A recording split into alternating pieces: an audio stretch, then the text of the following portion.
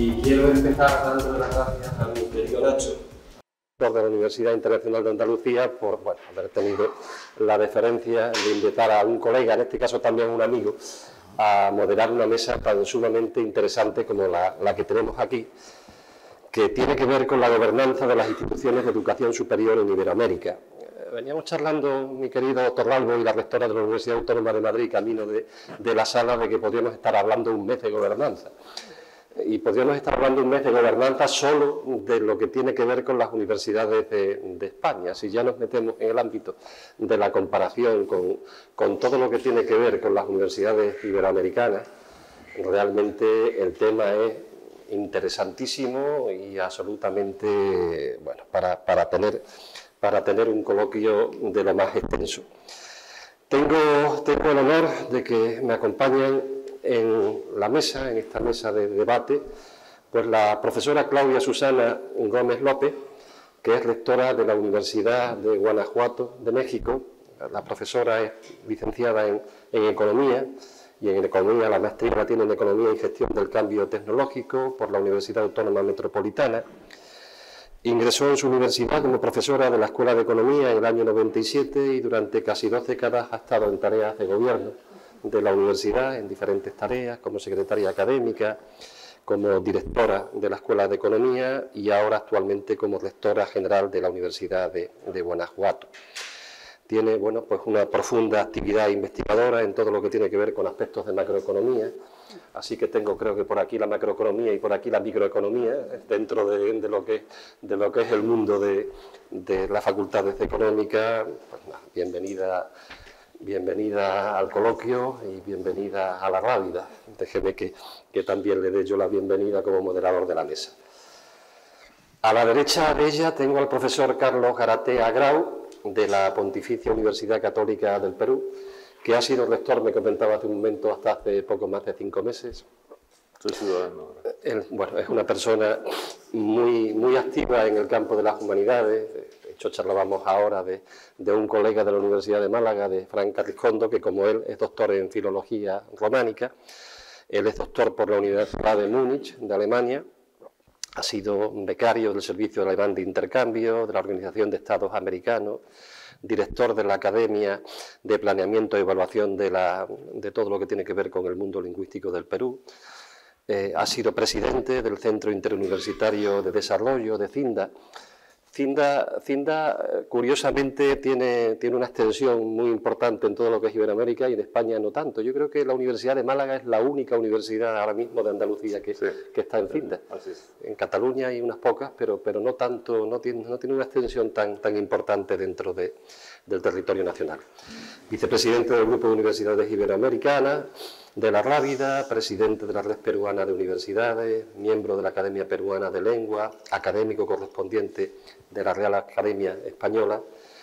Ha formado y forma parte de un conjunto muy importante de comités editoriales de revistas académicas, todas ligadas a la filología, y ha impartido cursos o charlas en universidades de buena parte de Iberoamérica, de España y de Europa. Si sigo al fondo, mi colega Manolo Torralbo Rodríguez, rector de la Universidad de Córdoba. Manolo Torralbo es doctor en Ciencias Matemáticas por la Universidad de Granada, ha desarrollado todo lo que es la carrera académica y la carrera de gestión en la Universidad de Córdoba, fue profesor titular de la Universidad de Córdoba, luego catedrático, y ha tenido una enorme tarea a lo largo de sus muchos años de vida universitaria en el mundo de la gestión. Desde secretario de la Escuela Universitaria de Formación del Profesorado de GB, vicerrector adjunto de Ordenación Académica, secretario general de la universidad, con lo cual su bagaje en el mundo de la gobernanza que da una secretaria general siempre es enormemente importante, miembros de diferentes equipos rectorales, de equipos de gobierno, vicerrector de coordinación de las relaciones con el claustro, vicerrector de coordinación y de comunicación. También ha tenido un papel muy relevante dentro de lo que es la gestión del propio gobierno andaluz, fue secretario general de universidades y desde hace pues ya casi 3 años, si no 3, Manolo, rector de la Universidad de Córdoba. Y por último, bueno, pues nuestro anfitrión, el profesor José Ignacio García Pérez, que estudió Ciencias Económicas en la Universidad de Málaga, pero luego ya hizo el doctorado de la misma en Madrid, en la Universidad Complutense de Madrid. Estuvo durante un tiempo también como profesor titular interino en el Departamento de Economía de la Pompeu Fabra y finalmente accedió al puesto de catedrático de universidad en la Universidad Pablo de Olavide de Sevilla. Y ya no hace tanto tiempo, aunque el tiempo pasa que se las pela, Nacho, en el año 19, pues fue nombrado rector de la Universidad Internacional de Economía. Nacho tiene también un trabajo en el mundo de la investigación intensísimo, en áreas de especialización de microeconomía, como decía antes, en el mercado de trabajo, en problemas de flujo y transiciones laborales, en problemas de políticas públicas, y bueno, tiene un currículum investigador de enorme relevancia, con cerca de un centenar de publicaciones en artículos de un muy alto impacto. Pues esos son los que estamos aquí y ahora, bueno, pues toca que empecemos a charlar un poco de la gobernanza en las universidades, de si realmente las universidades del año 2025 tienen un modelo de gobernanza que se adapta a lo que la sociedad espera de nosotros. El papel, también hablábamos de los consejos sociales. En el caso del ámbito nacional, es bueno ahora que nos ilustren cómo tienen planteados esos problemas en otras universidades de Iberoamérica, pero el tema de las elecciones a rector, que cada vez se están pareciendo más a lo que son unas elecciones políticas, y que incluso si un rector es elegido por una mayoría muy amplia de su comunidad universitaria, en un proceso que se parece tanto a un proceso parlamentario cualquiera, luego realmente está gobernando en minoría durante los 6 años de mandato, porque está frente a un consejo de gobierno en donde realmente tiene que andar contemporizando con unos y con otros, ante un claustro que no se sabe muy bien el papel que tiene, en una participación que sacaremos aquí también dentro de lo que es el debate de todo lo que es el colectivo de estudiantes, que es importantísimo, pero que también hay que plantearse de su participación en la gobernanza de las universidades, hasta qué punto está enriqueciendo o está empobreciendo lo que es el debate. Yo creo que son preguntas valientes que debemos plantearnos, porque además estamos en un foro que se presta y estamos esencialmente entre amigos y en una familia, y que deben tener respuestas también valientes de los que nos tocan ahora pasar por el gobierno de las universidades. Bueno, pues vamos a empezar por una pregunta que voy a ir dirigiendo a todos, porque realmente, como bien señalaba el guión que nos han pasado, cada uno representamos, tal vez, a un cierto colectivo de lo que son las universidades que están aquí hoy presentes. Manolo, empiezo por ti. ¿Cómo nos resumirías en el tema de la gobernanza en las universidades públicas? Si te quieres centrar en el sistema público andaluz, céntrate, pero realmente es extensivo en buena medida al sistema público español. Lo primero, gracias, rector, por la invitación a participar en este encuentro, y gracias también a todo el equipo por las atenciones que siempre tienen con nosotros, ¿no? Bueno, estaba cogiendo el móvil no porque contestara WhatsApp, sino porque le he preguntado lo que hacemos ya casi todo el mundo, a la inteligencia artificial, cómo es el modelo de gobernanza de las universidades públicas españolas, ¿no? A ver qué responde, y a ver si yo coincido, después de mi experiencia, coincido con la inteligencia artificial o no. Y bueno, pues hay cosas en las que sí se coincide y hay muchas cosas en las que no coincido. Eso me da idea de que la inteligencia artificial, pues de alguna manera puede estar, yo no voy a decir que no haya que utilizarla, pero puede estar sobrevalorada, ¿eh? Con lo cual es mucho más rico que tengamos un debate y que no solo acudamos a lo que nos dicen las redes, porque en el fondo, ¿qué hace la inteligencia artificial? Pues lo que hace es coger y beber de todas las noticias que están ocurriendo y las noticias están muy condicionadas por el interés que tienen los grupos de presión, por los grupos en fin, todo lo que ocurre en el mundo, en el caso de la gobernanza, por lo que ocurre en los medios de comunicación, que muchas veces están muy interesados en lo contrario de lo que podemos estar las universidades públicas. Por tanto, yo diría que la inteligencia artificial, en este caso, bueno, pues pongámosla en cuarentena, y por eso siempre a la inteligencia artificial habrá que ponerle la inteligencia humana, la que cada uno tenemos de la experiencia que hemos ido acumulando a lo largo del tiempo. Tú dices cómo está la gobernanza, ¿no? ¿Cómo veo la gobernanza? Bueno, yo creo que la gobernanza, o primero creo que es siempre bueno que se reflexione sobre la gobernanza de las instituciones públicas, porque es algo que tiene que estar en permanente cambio, en permanente transición de mejora, porque los tiempos van cambiando y, por tanto, la gobernanza tiene que ir adaptándose. Pero si en algo coincido en lo que pienso de la experiencia acumulada junto con lo que dice la inteligencia artificial, es que se necesita más autonomía universitaria. Eso parece que es algo en lo que yo creo que coincidimos en casi todos los debates que se producen. La autonomía universitaria es algo que siempre es mucho mejor que lo que hayamos podido tener donde no hay autonomía universitaria. Eso no significa que esa autonomía no esté exenta de rendición de cuentas, de evaluación de las políticas, de evaluación de los títulos que tenemos que poner, en fin, de muchas cuestiones que todos tenemos claro, de la transparencia que tenemos que tener, porque son recursos públicos, todos esos principios que yo creo que ya estamos todos de acuerdo en que deben de acompañar a cualquier sistema de gobernanza. Y sobre el papel en España, en la universidad pública, tenemos el consolidado autonomía universitaria. Lo tenemos en la Constitución española, un principio básico que fue fruto del consenso constitucional, en todas las leyes, desde la LRU hasta este momento, con la LOSU, la última ley orgánica que se aprobó del sistema universitario, todas consolidan la autonomía universitaria, pero luego hay unas debilidades, como la parte económica, que evidentemente pues deja muy regular, muy torcida la autonomía universitaria. En el fondo, cuando nuestros hijos nos dicen queremos ser autónomos, siempre acabamos diciéndole lo mismo.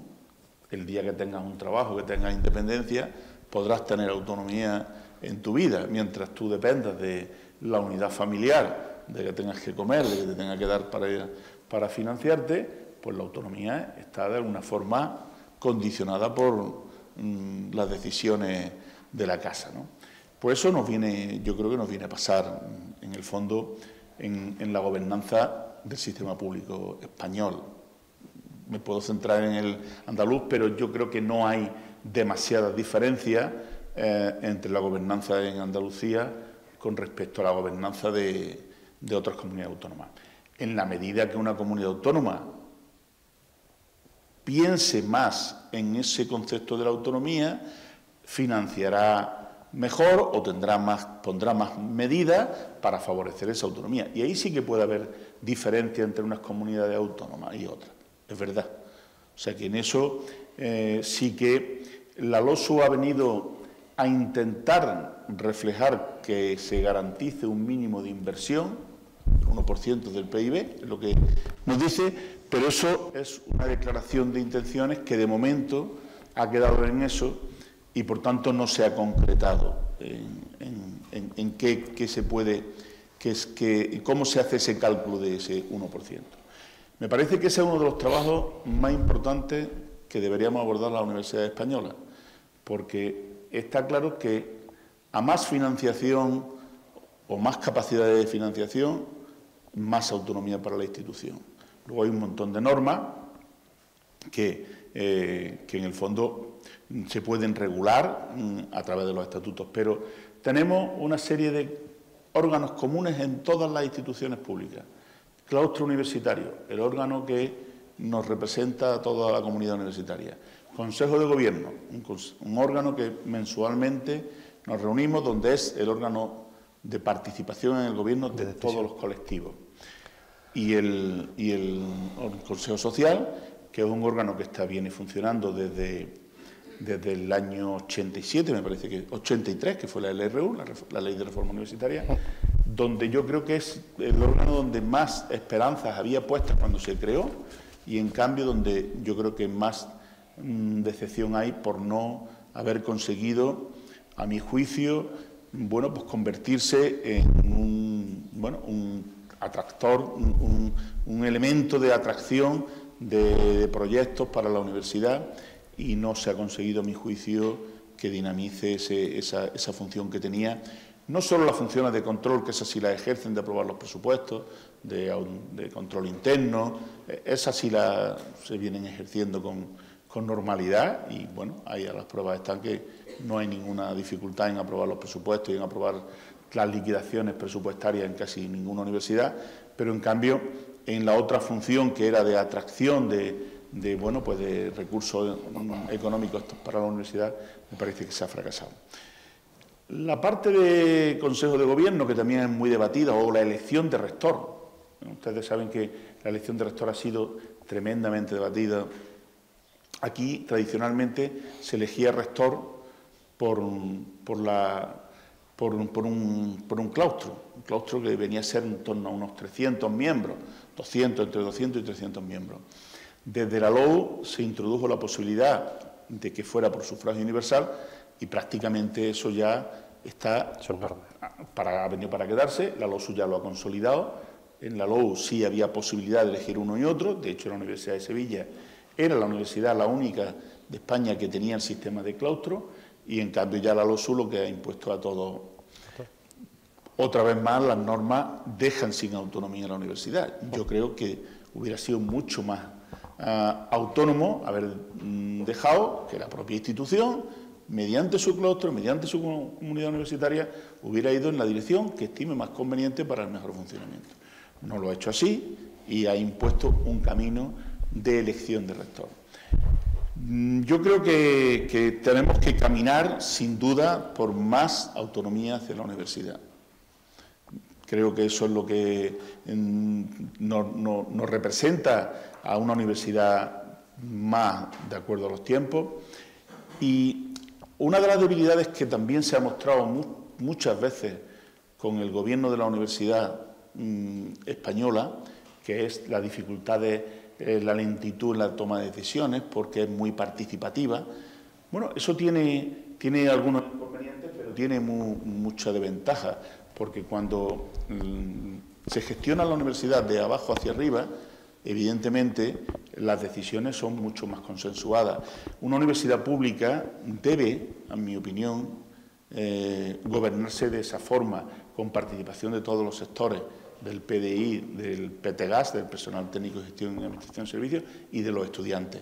Si los estudiantes, que posiblemente sea la parte más débil actualmente en la participación, yo creo que sobradamente los dos colectivos anteriores que he dicho participan en los órganos de gobierno de una forma extraordinaria, en la elección de todos los órganos de rector, decano, director de departamento, ambos colectivos participan en un 90%. ¿Qué sistema democrático no le gustaría que llegara al 90% de participación? Parece extraordinario.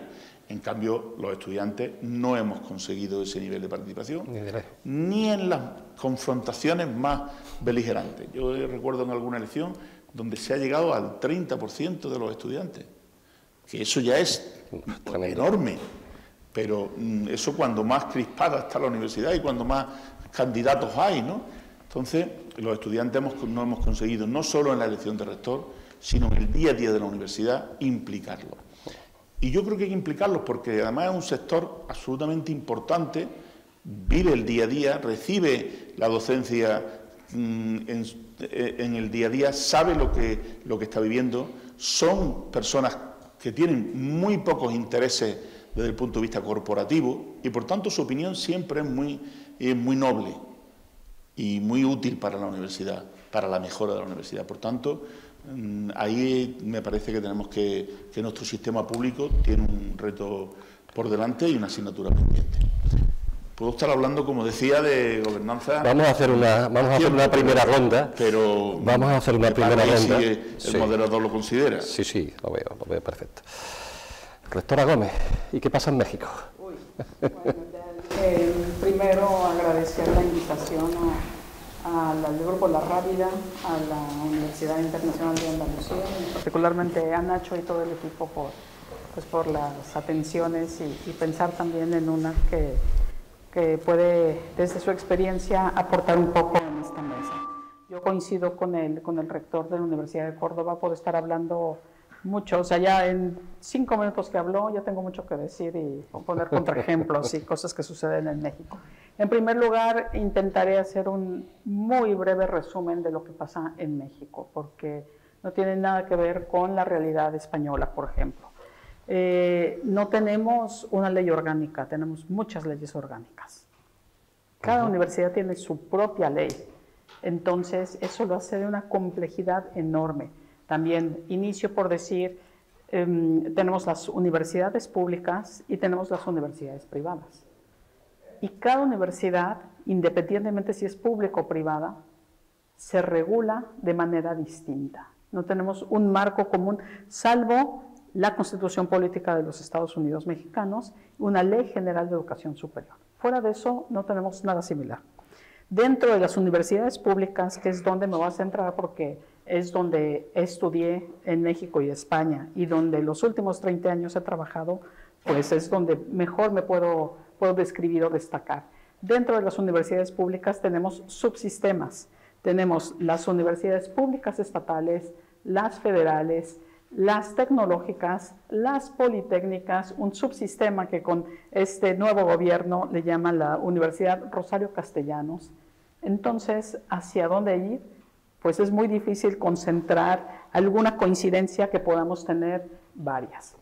Con respecto al sistema de gobernanza que tenemos muchas universidades, pues hemos hecho algunas veces alguna transición. En la Universidad de Guanajuato propiamente teníamos el modelo más napoleónico, si lo queremos ver así, en donde había una jerarquía sumamente vertical y en donde el rector, y digo el rector porque no había habido rectoras hasta el año 2023, siempre había habido una presencia totalmente masculina en una universidad con 300 años de historia. Entonces, el rector definía quiénes iban a ser los directores o directoras de facultad. Era la organización, directamente. Entonces, ahí era posiblemente por popularidad, y aquí quisiese yo hacer un pequeño marco para definir si es popularidad, a propósito de la elección de un rector o rectora, si es popularidad o si es competencia, o si es la persona más con mayor experiencia y posibilidad de sacar adelante, por ejemplo, una facultad cuando aplique, en el caso específico. En ese caso, en el año, la Universidad de Guanajuato empezó a crecer tanto.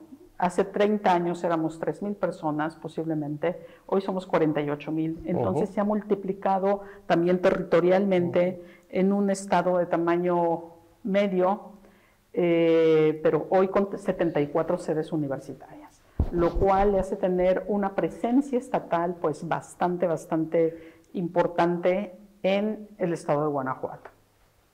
Ayer hablábamos de los rankings también, decir que es una universidad que en el subsistema de las universidades estatales públicas es el quinto con respecto a prácticamente 36 universidades, lo cual pues es una universidad que se ha logrado posicionar en muchos indicadores, por ejemplo, la investigación, otro de ellos es la extensión, la internacionalización, por ejemplo, la innovación a través de la generación de patentes y la transferencia de alguna de la tecnología, no de toda.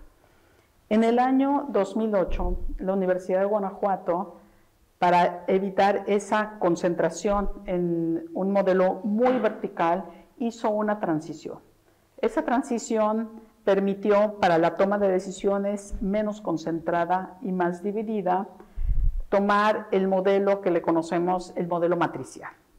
El modelo matricial en el cual hay una rectoría general. El segundo nivel son rectorías de campus, que yo lo hago lo similar a las vicerrectorías que hay en tantas universidades por ejemplo, las españolas, el TEC de Monterrey, etcétera, muchas de latinoamericanas o de América Latina. Ayer nos dijo el prior que no deberíamos de referirnos a América Latina, sin embargo, bueno, a Hispanoamérica vamos a llamarle, o Iberoamérica. Y en esta transición hoy tenemos rectores y rectoras de campus, que no se dividen, o la organización nos permite hacerlo de manera geográfica. De tal manera que tenemos 4 rectorías de campus.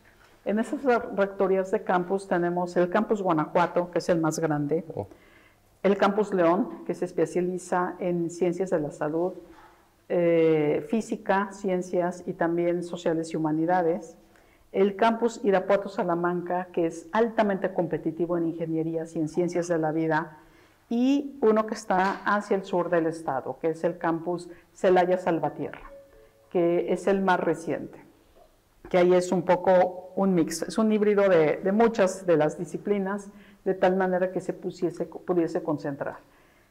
Dentro de los campus tenemos divisiones. Esas sí son absolutamente organizadas y concentradas disciplinarmente por área de conocimiento. Ciencias de la salud, ingenierías económico-administrativas, humanidades, ¿qué más? No sé, derecho, política y gobierno, etcétera. Tenemos 13 divisiones. El siguiente nivel en esta de concentración es el departamental. Tenemos 52 departamentos en donde se concentra más la investigación que provee las y los profesores para los programas académicos independientemente de el área. Desde mi punto de vista, este modelo de gobernanza quizá debió de haber sido una descripción y no tanto una crítica, pero bueno, estamos en este debate.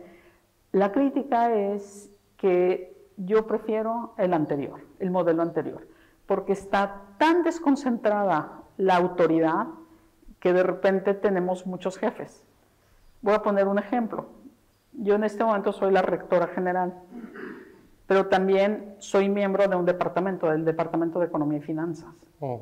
Le hago casos a mi director de departamento o al rector de campus, al cual depende la división, en donde esa división está el departamento. Entonces, antes tenía un jefe, hoy tengo 3 jefes, a quien le hago caso. Y entonces esto, desde mi punto de vista, hace un vacío.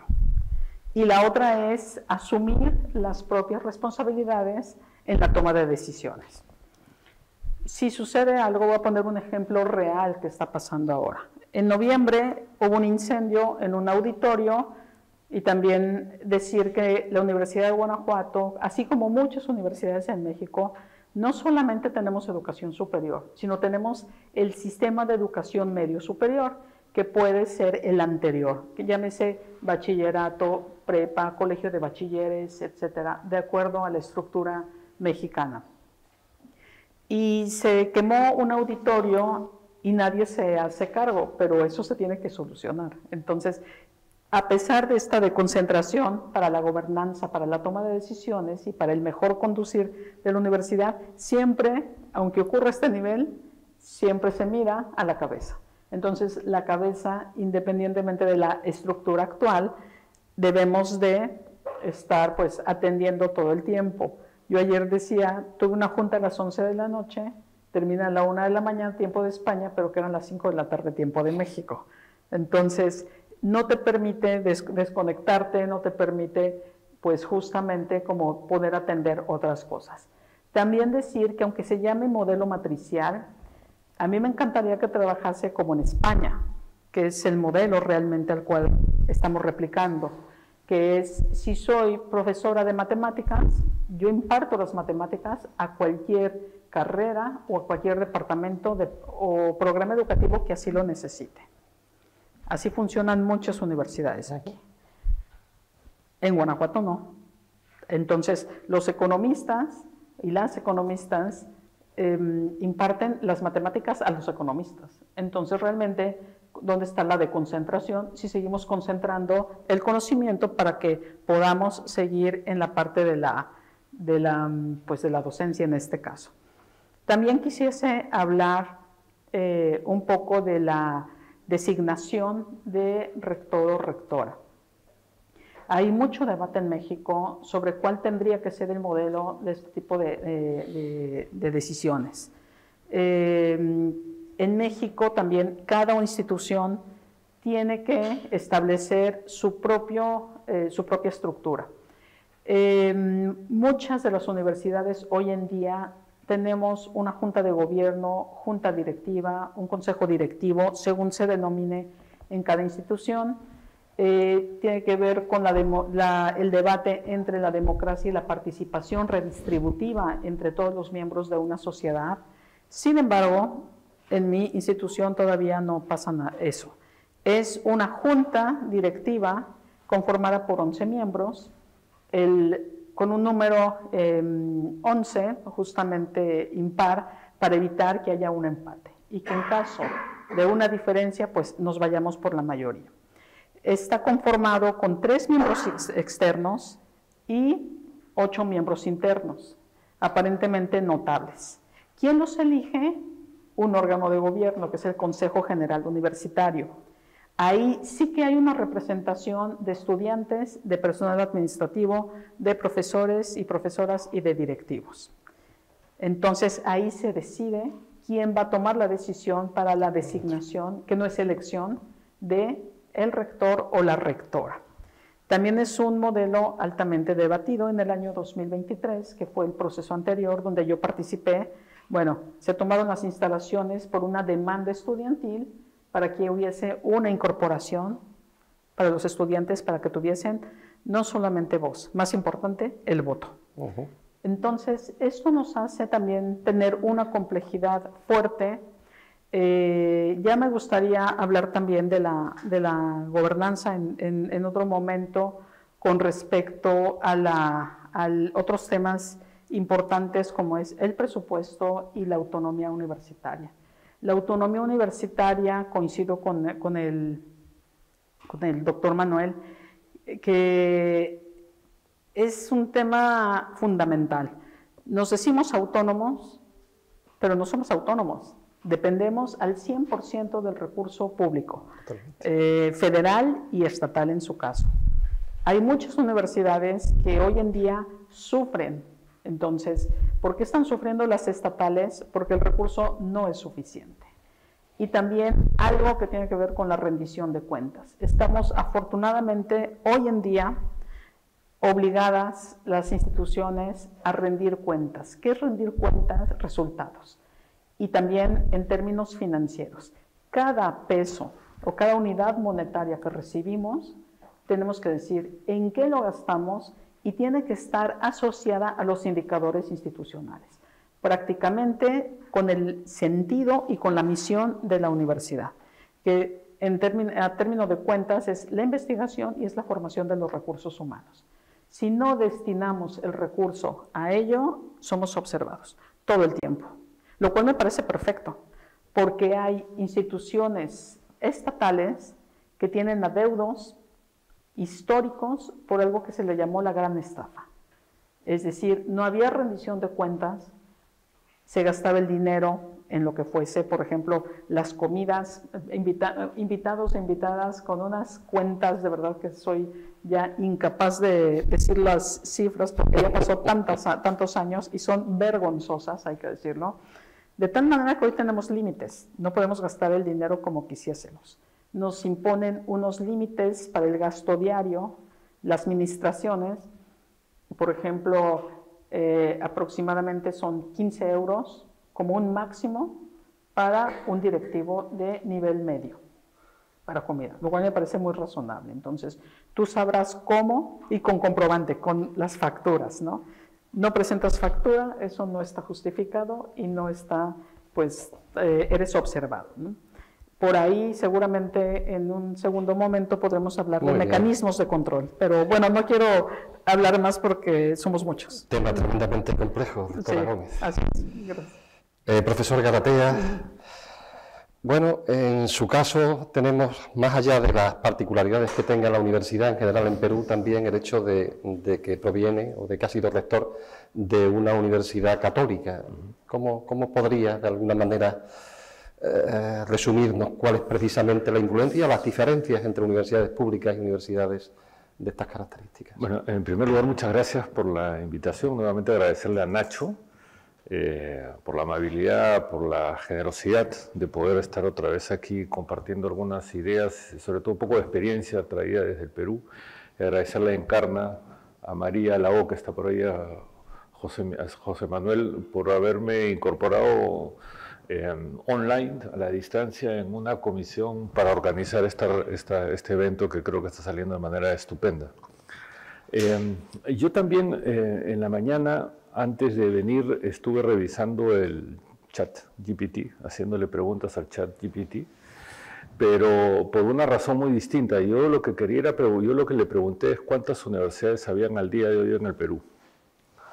Y porque quería saber si es que había nacido alguna entre ayer y hoy día, porque esas cosas están pasando y nacen con una velocidad que a veces uno no sabe bien cuál es el universo con el que está hablando.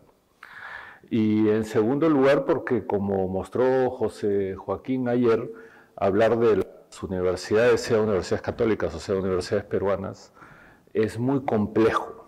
O sea, es una categoría que es demasiado porosa, ¿no? O sea, yo no creo que cuando hablamos del caso de la Universidad Peruana o la Universidad Andina, podamos hablar de la universidad. Creo que detrás de esos determinantes se esconde una diversidad que es enorme. Incluso de universidades públicas ya es una diversidad enorme. Y si hablamos de universidades privadas, la diversidad es aún mayor, ¿no? Porque hay desde universidades privadas en sentido más tradicional, sin fines de lucro, y hay universidades con fines de lucro que claramente lo que están dependen de alguna empresa, de algún banco, de un conglomerado empresarial, que lo que están buscando es ciertamente acrecentar sus rentas, y no es la preocupación por la calidad universitaria, no es lo que prime. No estoy diciendo que todas sean así, pero eso también participa. Y en ese contexto están las universidades católicas, a las que voy a regresar en un ratito. Y voy a regresar en un ratito porque no tenía pensado yo referirme al tema de la autonomía, pero ya que ustedes dos lo han tocado, ya me picaron,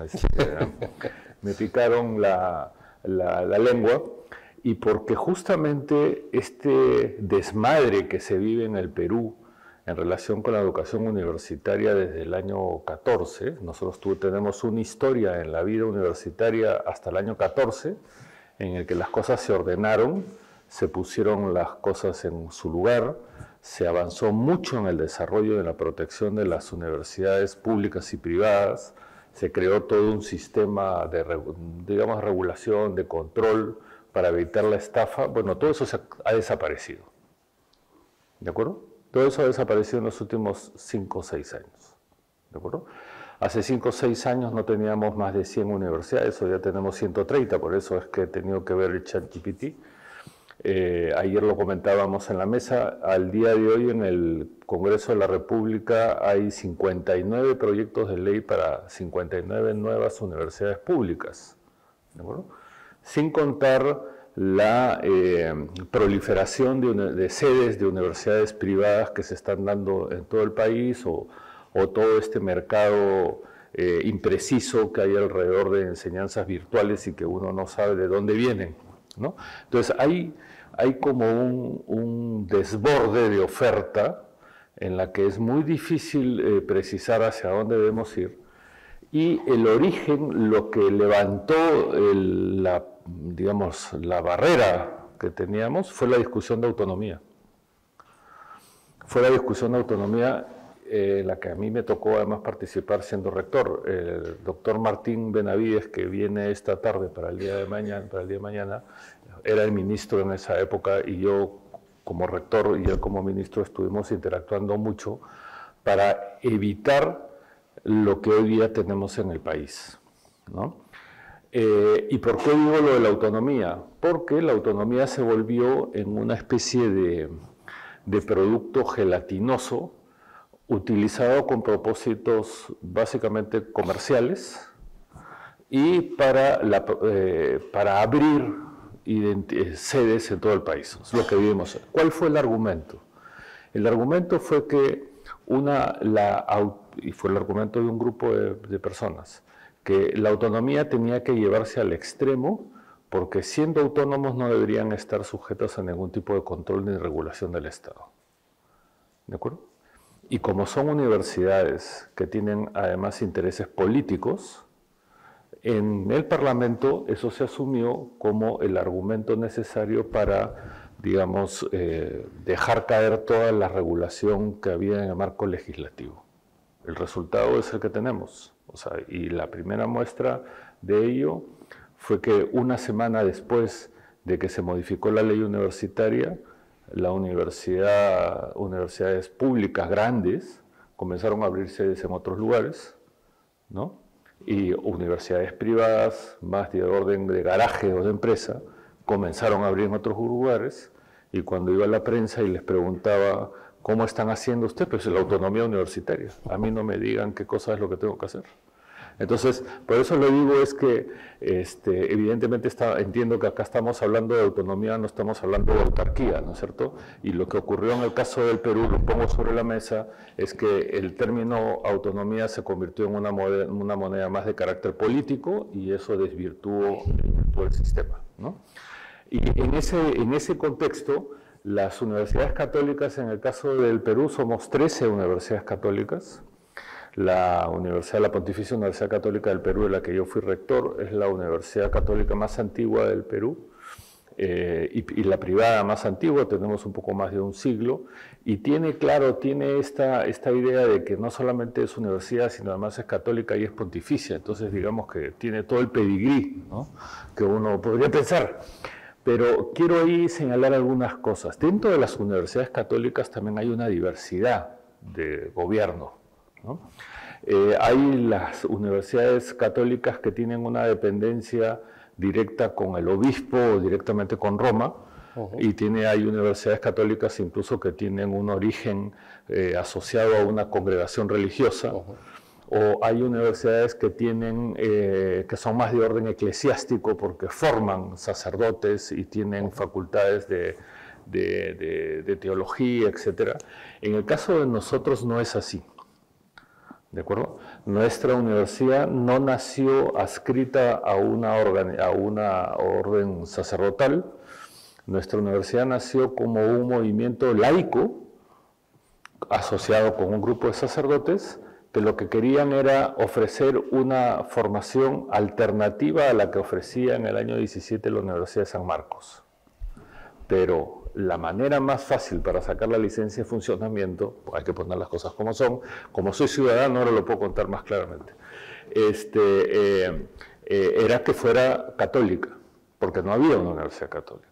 Incluso nacimos como una universidad católica, pero no como una universidad pontificia. Al extremo es que nuestros bienes en la universidad no son de la Iglesia Católica, son de la comunidad universitaria. Y están así registrados en los registros públicos. Todos nuestros bienes son propiedad de la universidad. Tuvimos sí una gobernanza muy tradicional católica, digamos, hasta hace unos 60 o 70 años, y a partir de esa época hubo un cambio. ¿Cambio en qué sentido? En que somos una universidad muy, como decía José Joaquín también ayer, más de orden, el gobierno es colegiado, en donde la presencia de la Iglesia es un voto. O sea, al rector lo elige una asamblea universitaria en la que participan solamente 5 obispos, y esos 5 obispos tienen cada uno un voto que es similar y vale exactamente igual que lo que vale el voto de un estudiante. Y los estudiantes son 1/3 del claustro general. Entonces tenemos los decanos son elegidos, no son designados, ¿de acuerdo? El rector es elegido en esa asamblea y nosotros no pasamos por un proceso de confirmación en Roma, como pasan otras universidades. Lo único que se hace es, se envía una comunicación diciendo que ha sido elegido como rector fulano o sultano y nada más, ¿no? Entonces, lo digo porque es una estructura distinta. A veces cuando a mí me ha ocurrido, además cuando decimos que somos pontificia, me han preguntado a qué orden estoy adscrito yo, ¿de acuerdo? O cuando he tenido que participar en reuniones de rectores de universidades católicas, he sido uno de los pocos laicos, ¿de acuerdo? Y uno de los menores de 75 años también, ¿de acuerdo? Mujeres habrían una o dos, ¿no? Entonces, lo digo porque, digamos, la Universidad Católica del Perú tiene una oferta y es una apuesta institucional de una formación integral, amplia, abierta, que apuesta por la diversidad y que no se excluye ni se opone a una formación católica que combine con esto, no a la intolerancia o a un conservadurismo, sino a una cosa más abierta y más integral. Entonces, eso genera una, para decirlo de otra manera, somos universidad y somos católicos y también pontificios. No es el orden, es al revés. ¿De acuerdo? Entonces, creo que eso es lo que marca la identidad de nuestra universidad. Muy bien, muchísimas gracias. Bueno, Nacho, tu universidad es una universidad distinta. Es el siguiente modelo de universidad que podemos poner encima de la mesa. ¿Cómo se vive de rector en una universidad esencialmente ligada al posgrado, esencialmente ligada a los másteres, con una vocación de universidad internacional, pero dentro de lo que es un entorno de comunidad autónoma? Porque podríamos también poner encima de la mesa la Menéndez Pelayo como, digamos, lo que tenemos más cerca, pero dentro de lo que es el ámbito nacional.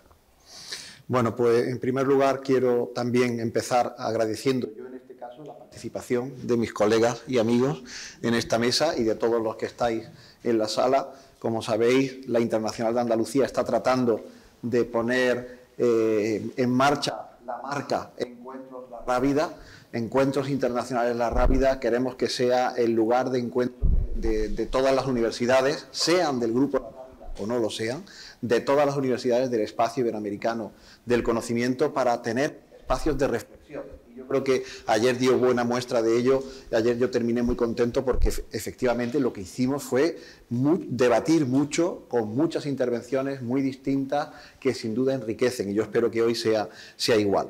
Bueno, pues sí, efectivamente, querido Teo, la UNIA es una rara avis. Junto con la Menéndez Pelayo, yo de hecho cada vez encuentro más reacción de sorpresa en Iberoamérica cuando cuento nuestro modelo, porque es un modelo que no es común para nada en otros países de nuestro espacio iberoamericano del conocimiento. Junto con la Menéndez Pelayo, que fue quizá la precursora en los años 30 del pasado siglo de este modelo, la Internacional de Andalucía y la Menéndez Pelayo somos las dos únicas universidades que hay en España que solo nos dedicamos al posgrado. Esa es la primera especificidad que nos hace singulares. La otra, hay otras dos. La segunda es el carácter territorial. No nos restringimos a una provincia ni nos restringimos a una ciudad, sino que estamos en todo el territorio. En eso somos nosotros quizá más territoriales incluso que la Menéndez Pelayo. La Universidad Internacional de Andalucía, ya lo dice el nombre, está en todo el territorio andaluz, con 4 sedes físicas, de las que luego hablaré, porque oyendo a la rectora de Guanajuato, pues recordaba uno de los problemas que yo me encontré al inicio, y es, bueno, ya lo adelanto aquí, uno de los problemas de este sistema de gobernanza es que esto funcionaba como 4 mini universidades.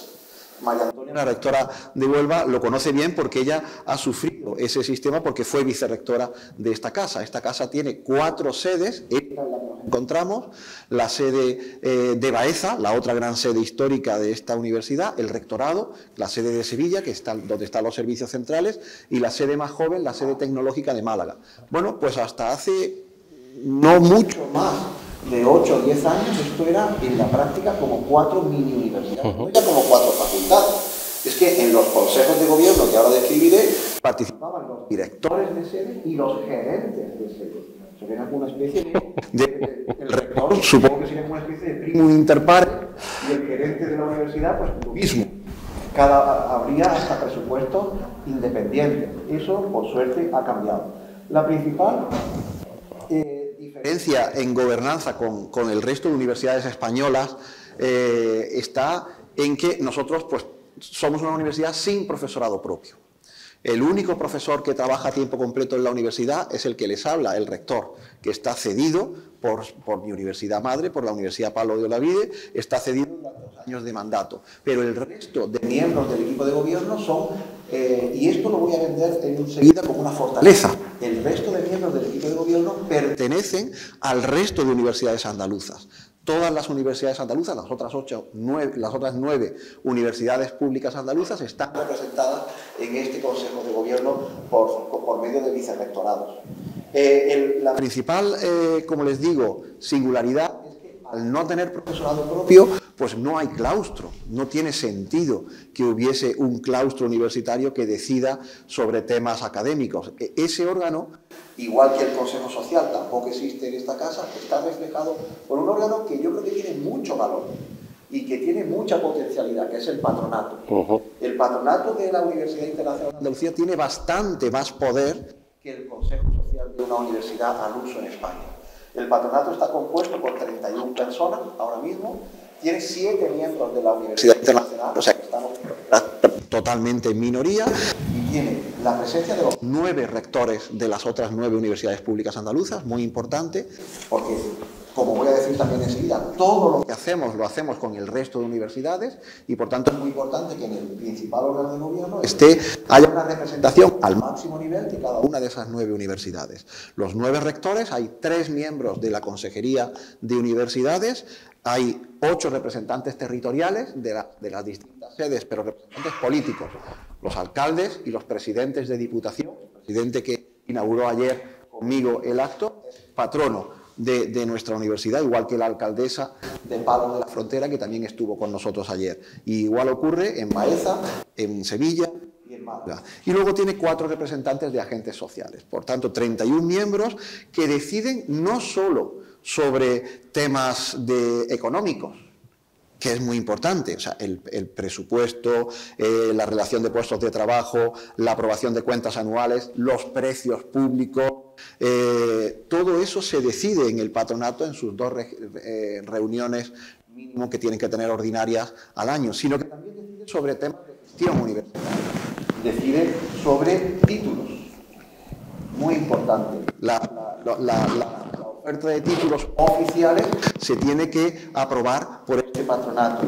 Decide sobre el proyecto sobre los estatutos, sobre cualquier reforma estatutaria. Ahora, de hecho, estamos inmersos, como el resto de universidades, en una reforma estatutaria. Pues esa reforma estatutaria se tiene que aprobar en ese patronato. Y decide también sobre sobre temas símbolos de la universidad, honores, distinciones, etcétera. O sea que es un órgano con mucho poder. Y yo creo que eso es lo que le da su principal autonomía. La autonomía de la universidad viene sobre todo de tener un patronato tan diverso y con tanta representación de la comunidad universitaria. Yo he hecho en falta una cosa, y lo refería creo que Manolo, los alumnos. Pero más que los alumnos actuales, los alumni, los egresados. Yo creo que una falla, yo hablo en primera persona de la Universidad Internacional, pero yo creo que en el resto de universidades públicas españolas también falta mucho más tener en cuenta a los que han sido y ya no tienen una vinculación directa con la universidad, pero han disfrutado de los beneficios, conocen las fortalezas, pero también conocen las debilidades. Y desde sus puntos de vista profesionales, yo creo que podrían aportar mucho más. Podrían aportar mucho más en la UNIA a lo que es el conocimiento de nuestro sistema universitario, a aportar las tendencias, las demandas que nos hace la sociedad, igual que están los empresarios, por ejemplo, que son importantes, que estén las empresas andaluzas. Yo he hecho en falta que estén mucho más los alumni, los egresados de la universidad.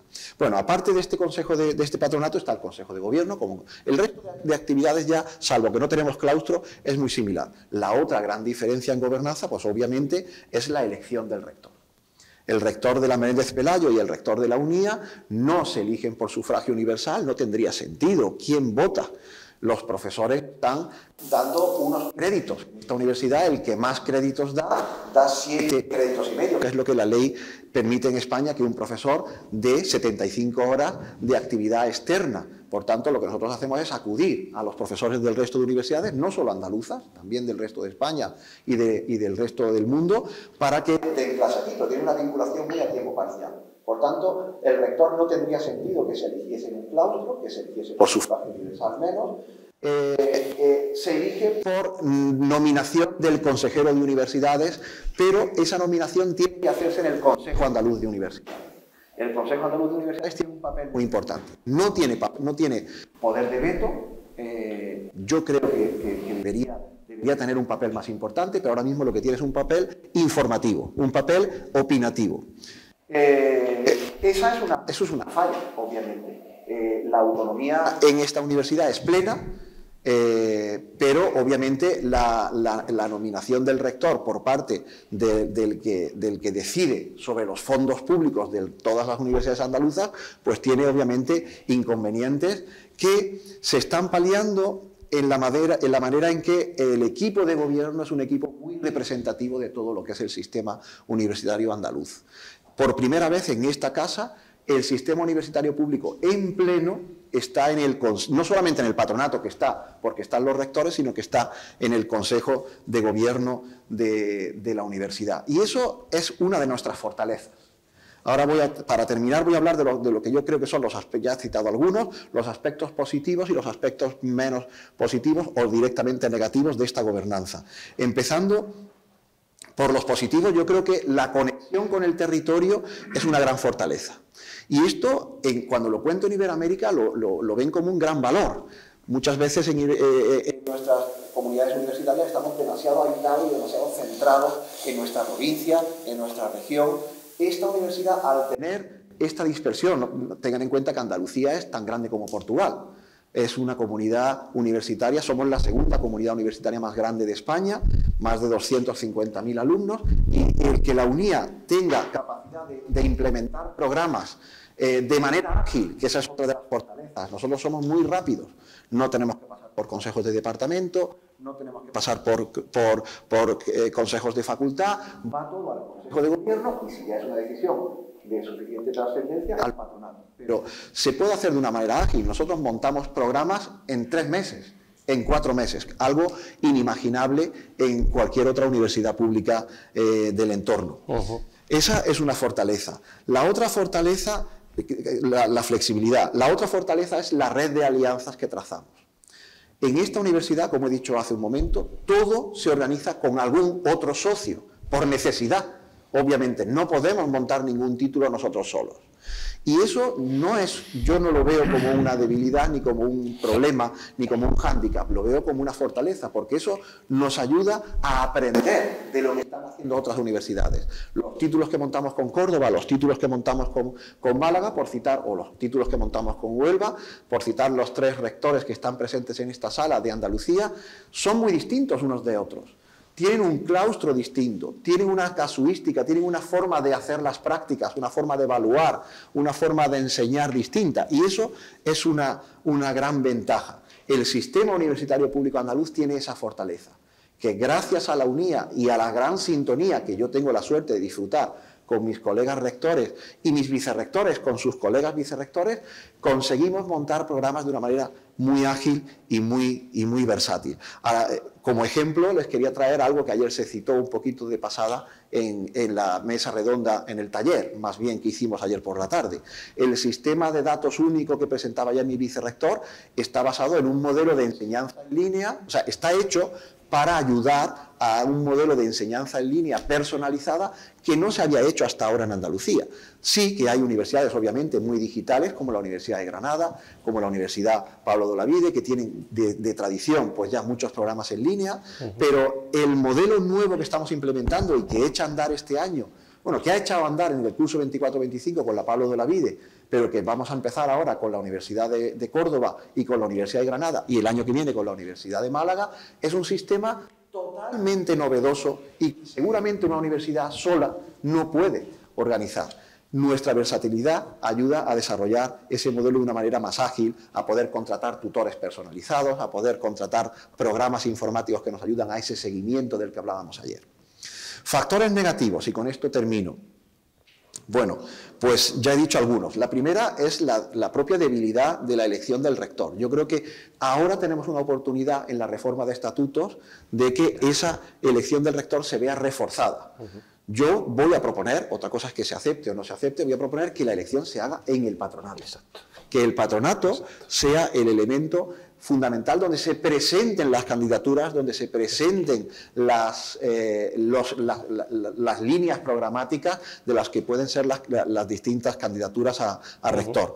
Posiblemente no en todo el patronato. Hablábamos ayer con Antonio Cabrales de que quizá un patronato de más de 15 miembros es muy poco ágil para determinados temas.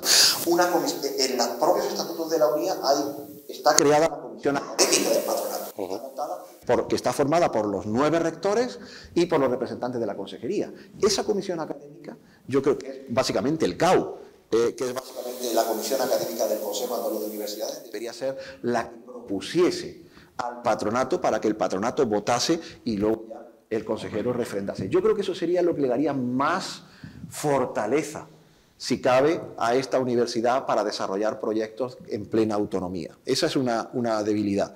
La otra debilidad es, bueno, pues la fragmentación. Cuando yo oía a Cecilia, pues básicamente estaba recordando lo que yo me encontré.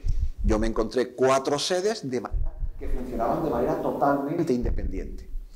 Y en esto tengo que decir que la desgracia del COVID que sufrimos nos ayudó. El COVID la pandemia fue lo que nos ayudó a fuerza a hacer de esta universidad una única universidad, porque como estábamos todos encerrados, ya los funcionarios de Rábida no podían decir, es que esto no es de Rábida, o los funcionarios de Baeza, no, es que los cursos de verano de Rábida a mí no me atañen. Oye, no, tú eres funcionario de formación permanente y de extensión, por tanto, los cursos de Rábida te interesan a ti y te atañen a ti tanto como a los de Málaga o a los de Baeza. Eso se solucionó a la fuerza, podríamos decir, en la pandemia. Pero ahora ya somos una universidad con un único campus. Y eso se ha notado mucho. Se ha notado mucho en la agilidad para desarrollar proyectos. La RPT, la relación de puestos de trabajo, antes era nominativa. Funcionario de becas de Rábida. Punto. Y hacía que si no había becas en Rábida, pues ese funcionario pues aparentemente no tenía una tarea asignada en ese periodo de tiempo. Ahora ya no, ahora es funcionario de becas. Punto. Sea de donde sea. O funcionario, si me apuráis, de ordenación académica. Dentro de ordenación académica hemos hecho una RPT plana que permite pasar funcionarios de unas áreas a otras para cubrir los picos de demanda. Pero esa fragmentación sigue existiendo, obviamente. Y la distancia. O sea, los principales problemas que tienen mis vicerrectores, ahora me estaba escribiendo un vicerrector que tenía que estar hoy aquí, y el vicerrector, es que estoy en Almería. Es que no llego a Huelva a no ser que hubiese cogido el vuelo ayer. O sea, esa distancia, pues para nosotros es obviamente también un hándicap muy importante. Bueno, con eso termino, simplemente también poniendo énfasis, no sé si saldrá el tema a partir de ahora, en los alumni. Yo creo que la gran tarea pendiente, junto con la reforma de la gobernanza de la elección de rector, es el incorporar a los egresados de una manera mucho más activa en el asesoramiento de la universidad. Nada más. Muchas gracias. Bien, yo creo que es importante señalar aquí, precisamente para quien no está tan familiarizado, que nosotros tenemos una asociación de universidades públicas de Andalucía, de la que formamos parte las 10 universidades públicas y que realmente ha cogido una fortaleza muy importante en estas últimas décadas. Yo creo que eso es importante señalarlo.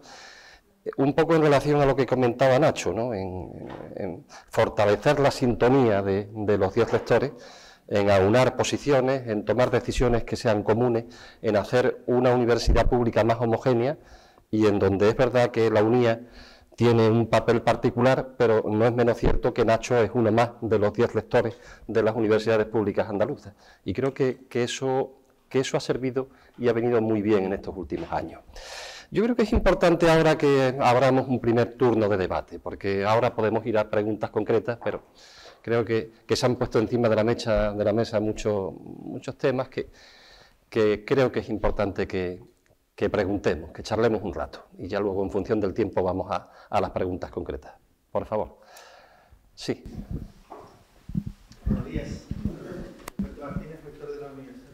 Natural de Chile. Sí.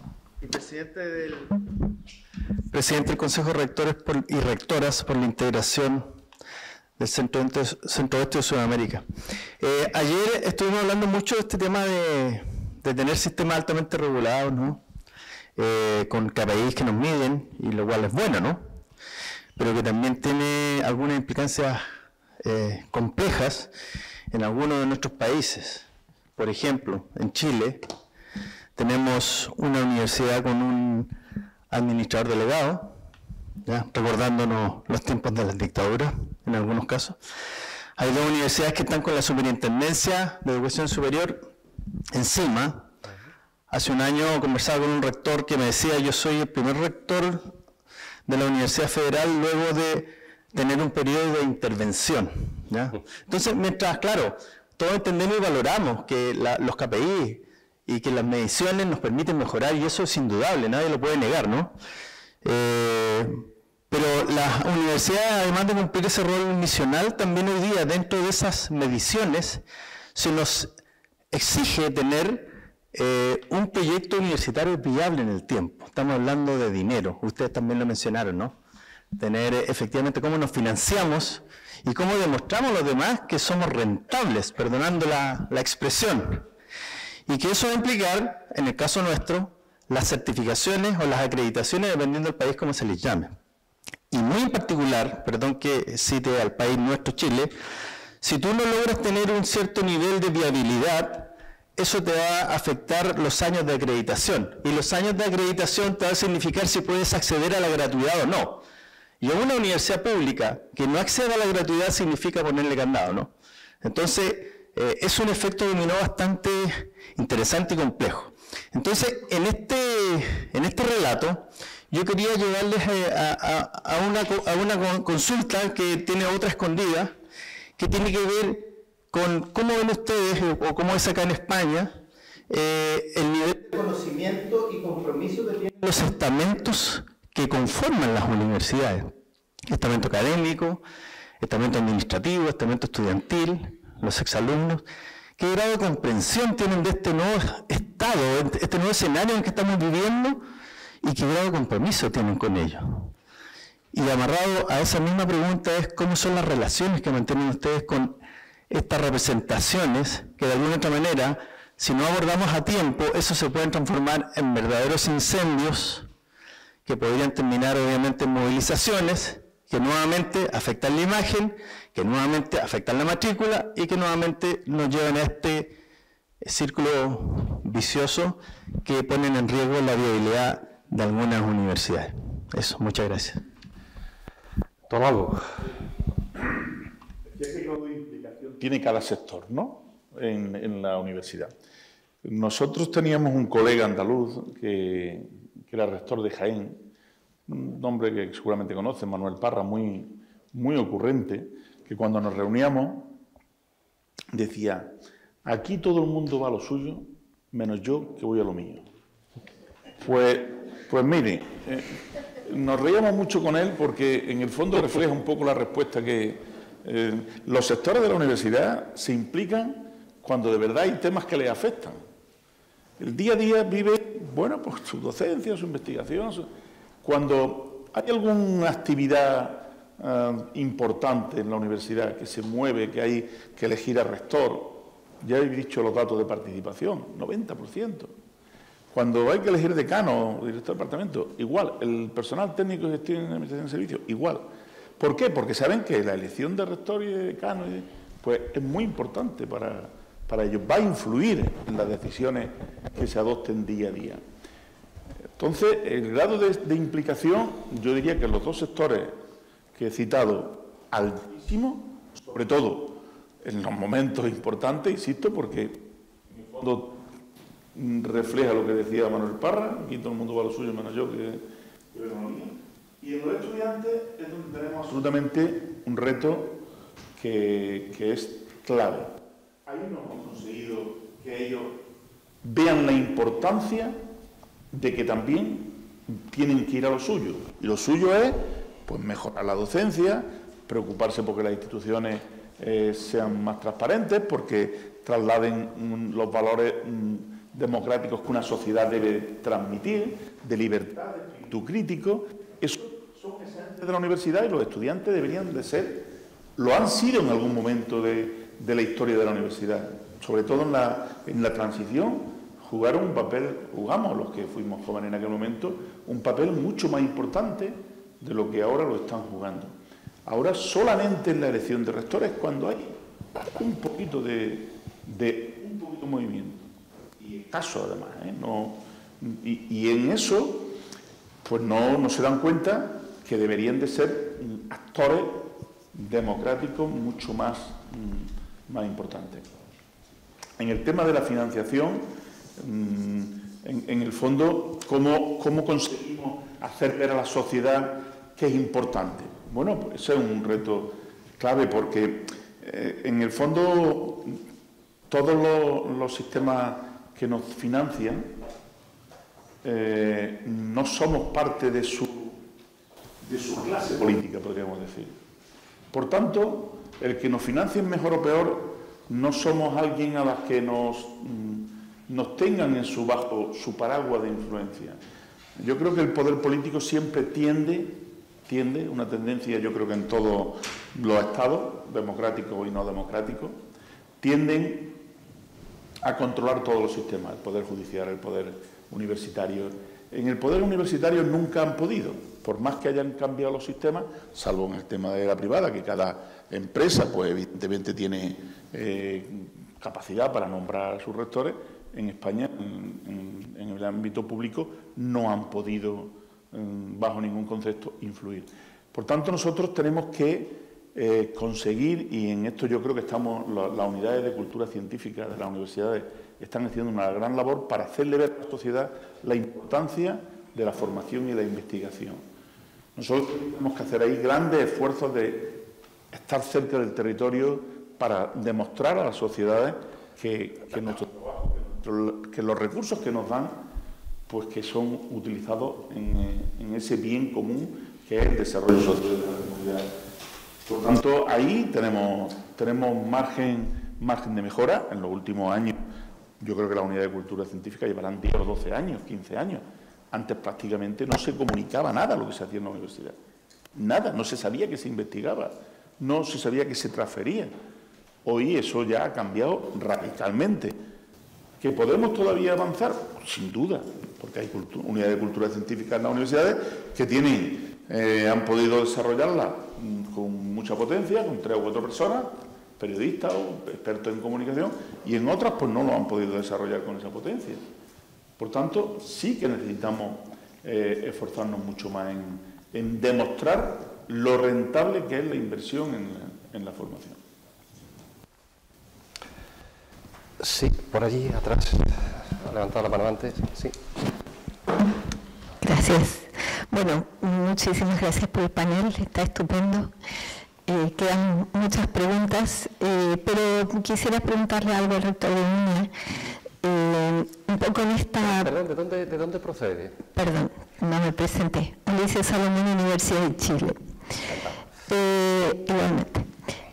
Quería preguntar si en esta visión, me encantó la presentación, me quedó clarísima de la gobernanza y tal, y mi pregunta es, dada la importancia que tiene para la UNIA y también para el Grupo La Radio, la vinculación con Iberoamérica y particularmente con Hispanoamérica, ¿cómo se inserta esa vinculación dentro del proyecto estratégico de la universidad, ¿no? Porque, porque me quedó muy claro la visión respecto de la región andaluza, ¿no? ¿Y qué pasa con esa otra conexión transatlántica? Sí, bueno, pues muchas gracias, Alicia. La internacionalización es la base de nuestro plan estratégico.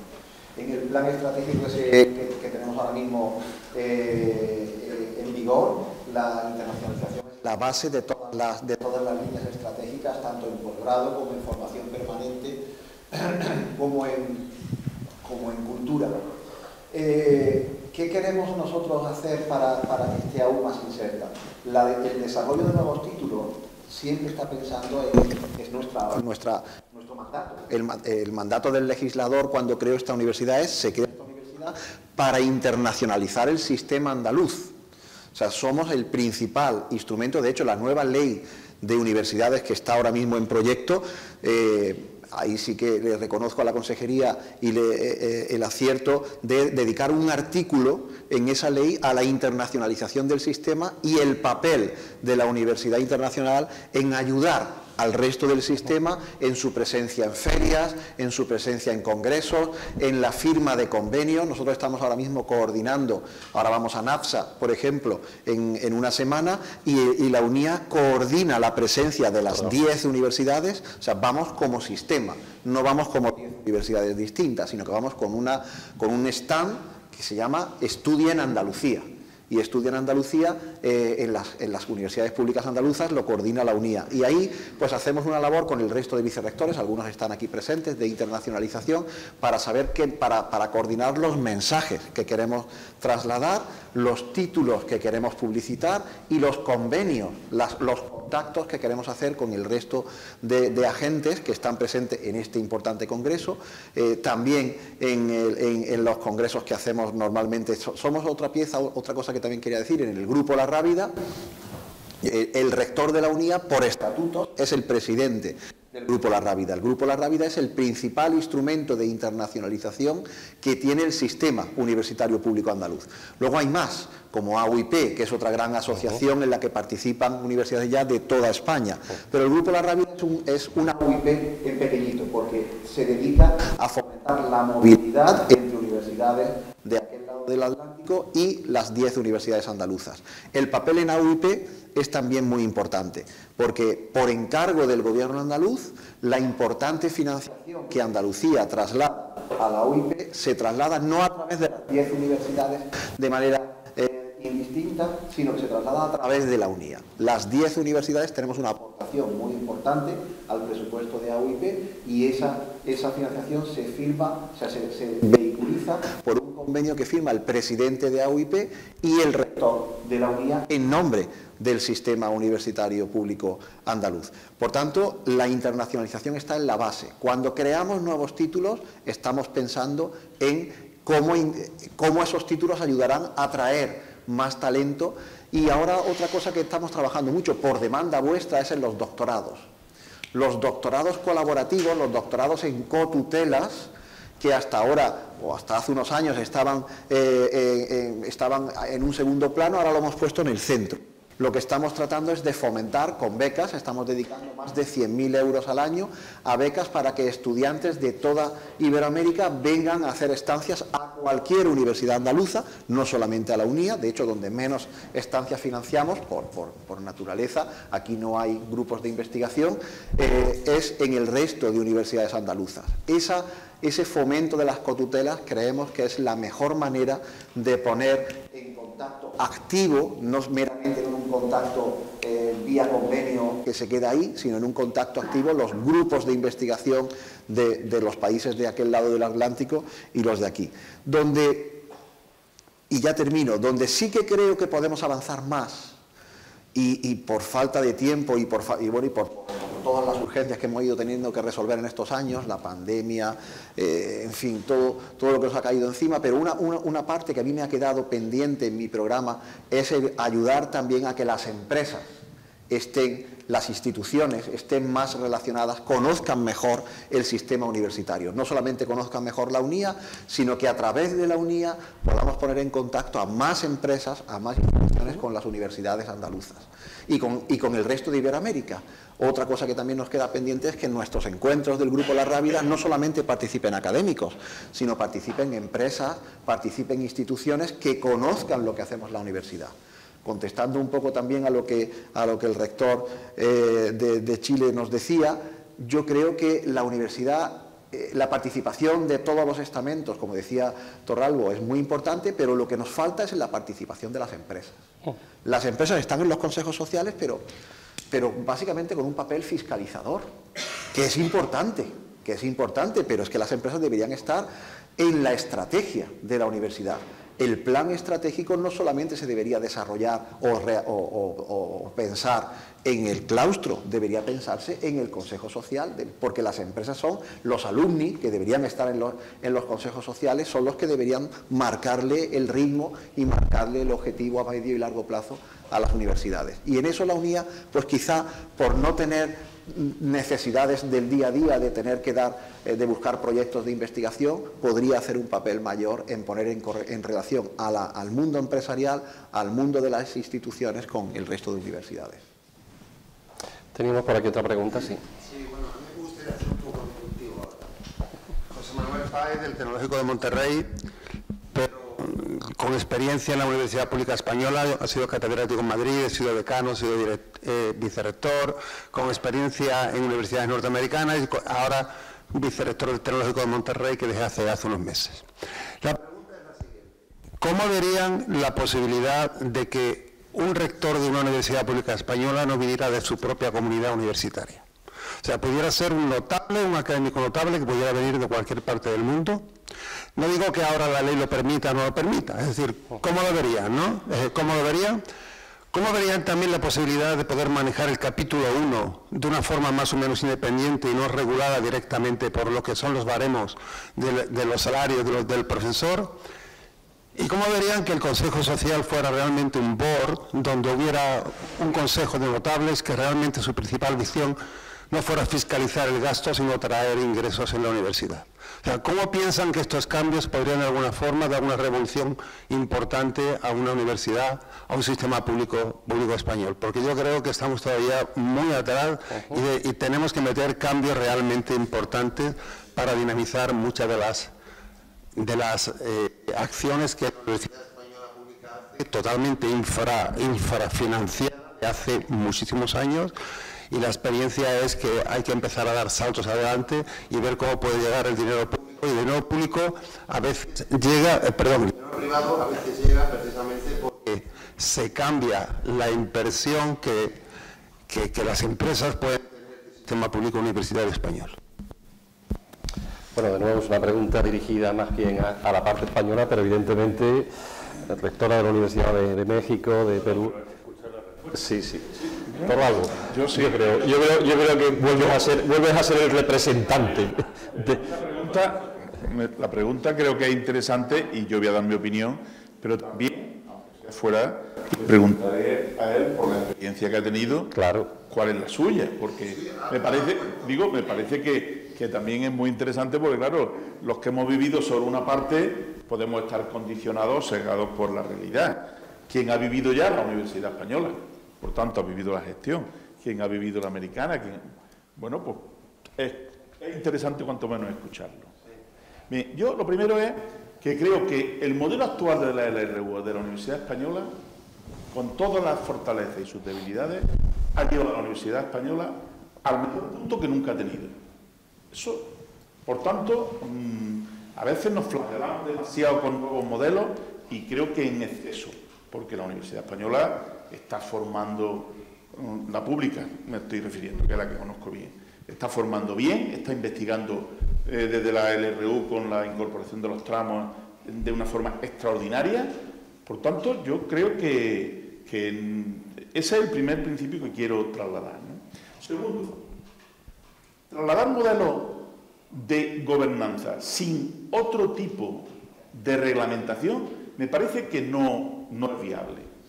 Digo, me parece, porque claro, uno puede cambiar el sistema de elección de rector, lo hace un board, incluso que sea externo a la propia universidad, que es la posibilidad que tú dices. Bueno, pero si ahora toda la reglamentación que existe en la universidad de los complementos, la imposibilidad de tocar el capítulo 1 en cuanto a las posibilidades de retribución de los profesionales, de los sistemas absolutamente marcados de cómo son funcionariales, pues me parece que es muy difícil que tenga unos mejores éxitos un elemento.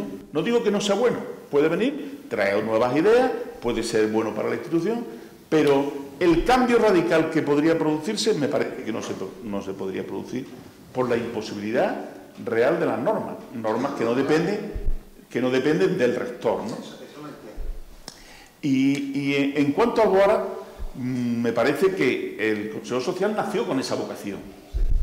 Y desde luego, para nada se ha producido, y claro, un BOAR que no son el que se juegan el dinero porque la universidad es pública, me recuerda el sistema de las cajas de ahorro en España, donde no ha funcionado absolutamente para nada. Por tanto, tendrían que cambiar muchas cosas para que esos cambios que tú dices, y que yo creo que la LOSU podría haber sido ambiciosa y haber permitido que alguna universidad que quiera recorrer ese camino y fuera valiente, podría haberlo recorrido. Si la ley, la LOSU lo permite y su autonomía lo decide, y podríamos ver evidentemente cambios, ¿no? O sea que me parece que con eso hago una reflexión suficientemente clara. Con la actual, me parece que no vamos a cambiar. Claro que sería bueno que se le pudiera retribuir y pudiera la universidad tener capacidad para retribuir, pero todos sabemos que no la tiene. Que hay medidas como los tramos de investigación que ha generado mucha más investigación, sin duda. Que los tramos de transferencia, si finalmente vuelven a convocarse, pueden impulsar la transferencia de la universidad.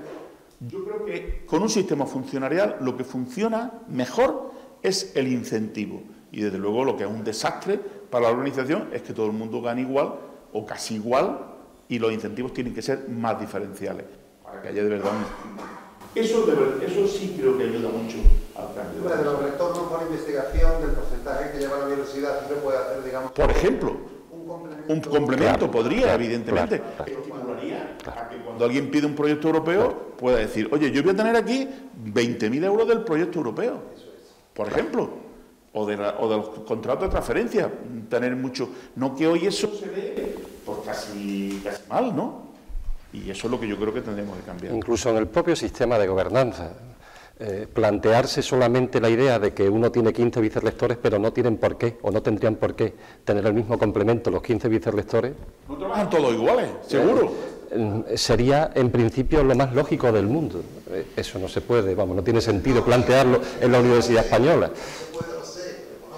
Sí. Sería bueno. Claro, sí. Claro. Hay que cambiar. Claro. Hoy los vicerrectores todos tienen el mismo complemento y la misma podríamos decir, reducción del encargo docente, y en cambio hay vicerrectores que son muy diferentes. Son muy diferentes. Por competencias, por necesidades de viajar, claro, por necesidades de... En fin. Yo creo que la rectora de la Universidad de Huelva quiere también... María Antonia.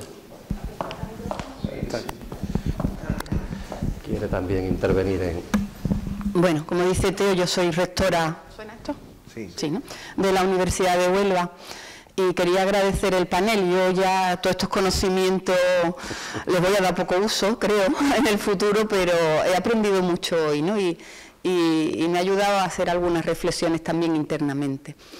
Me parece que el tema de la autonomía, que lo abordaba Manolo y también Carlos ha hablado algo de la autonomía, es algo que tendría que hacernos pensar, ¿no? Yo, cuando Carlos ha explicado la experiencia peruana, he dicho hasta qué punto se puede desvirtuar un concepto, ¿no? Y convertirlo, en lugar de en algo virtuoso, en algo perverso. Pero es que es verdad, y también en España, en otra escala, hemos pervertido la autonomía. Yo tengo que confesar que en 8 años de rectorado muy escasamente me he sentido autónoma. El capítulo 1 no lo puedo... Bueno, de financiación por lo pronto, como no hay dinero nunca para nada, ¿qué autonomía puedes desarrollar? Si este pan para este queso para este pan, ¿qué margen tiene? Ninguno. Pero aparte, las contrataciones las tenemos totalmente copadas por las normas, las negociaciones sindicales, las leyes que nos regulan, con lo cual tú no puedes decidir qué profesor contratas, cómo lo contratas, si a este le das una compensación, al otro otra, el PTGAS lo mismo, y estamos amarrados por todas partes, más bien sometidos nosotros como ejecutores de algo ajeno, ¿no? Los títulos, yo no puedo poner el título que quiera, me lo tiene que autorizar el gobierno político de la Junta de Andalucía, y he pedido títulos que me los ha negado, que todavía no sé por qué, pero me los ha negado. Y la configuración de esos títulos tampoco la puedo determinar. Las agencias de acreditación me han dicho incluso cómo lo tengo que llamar.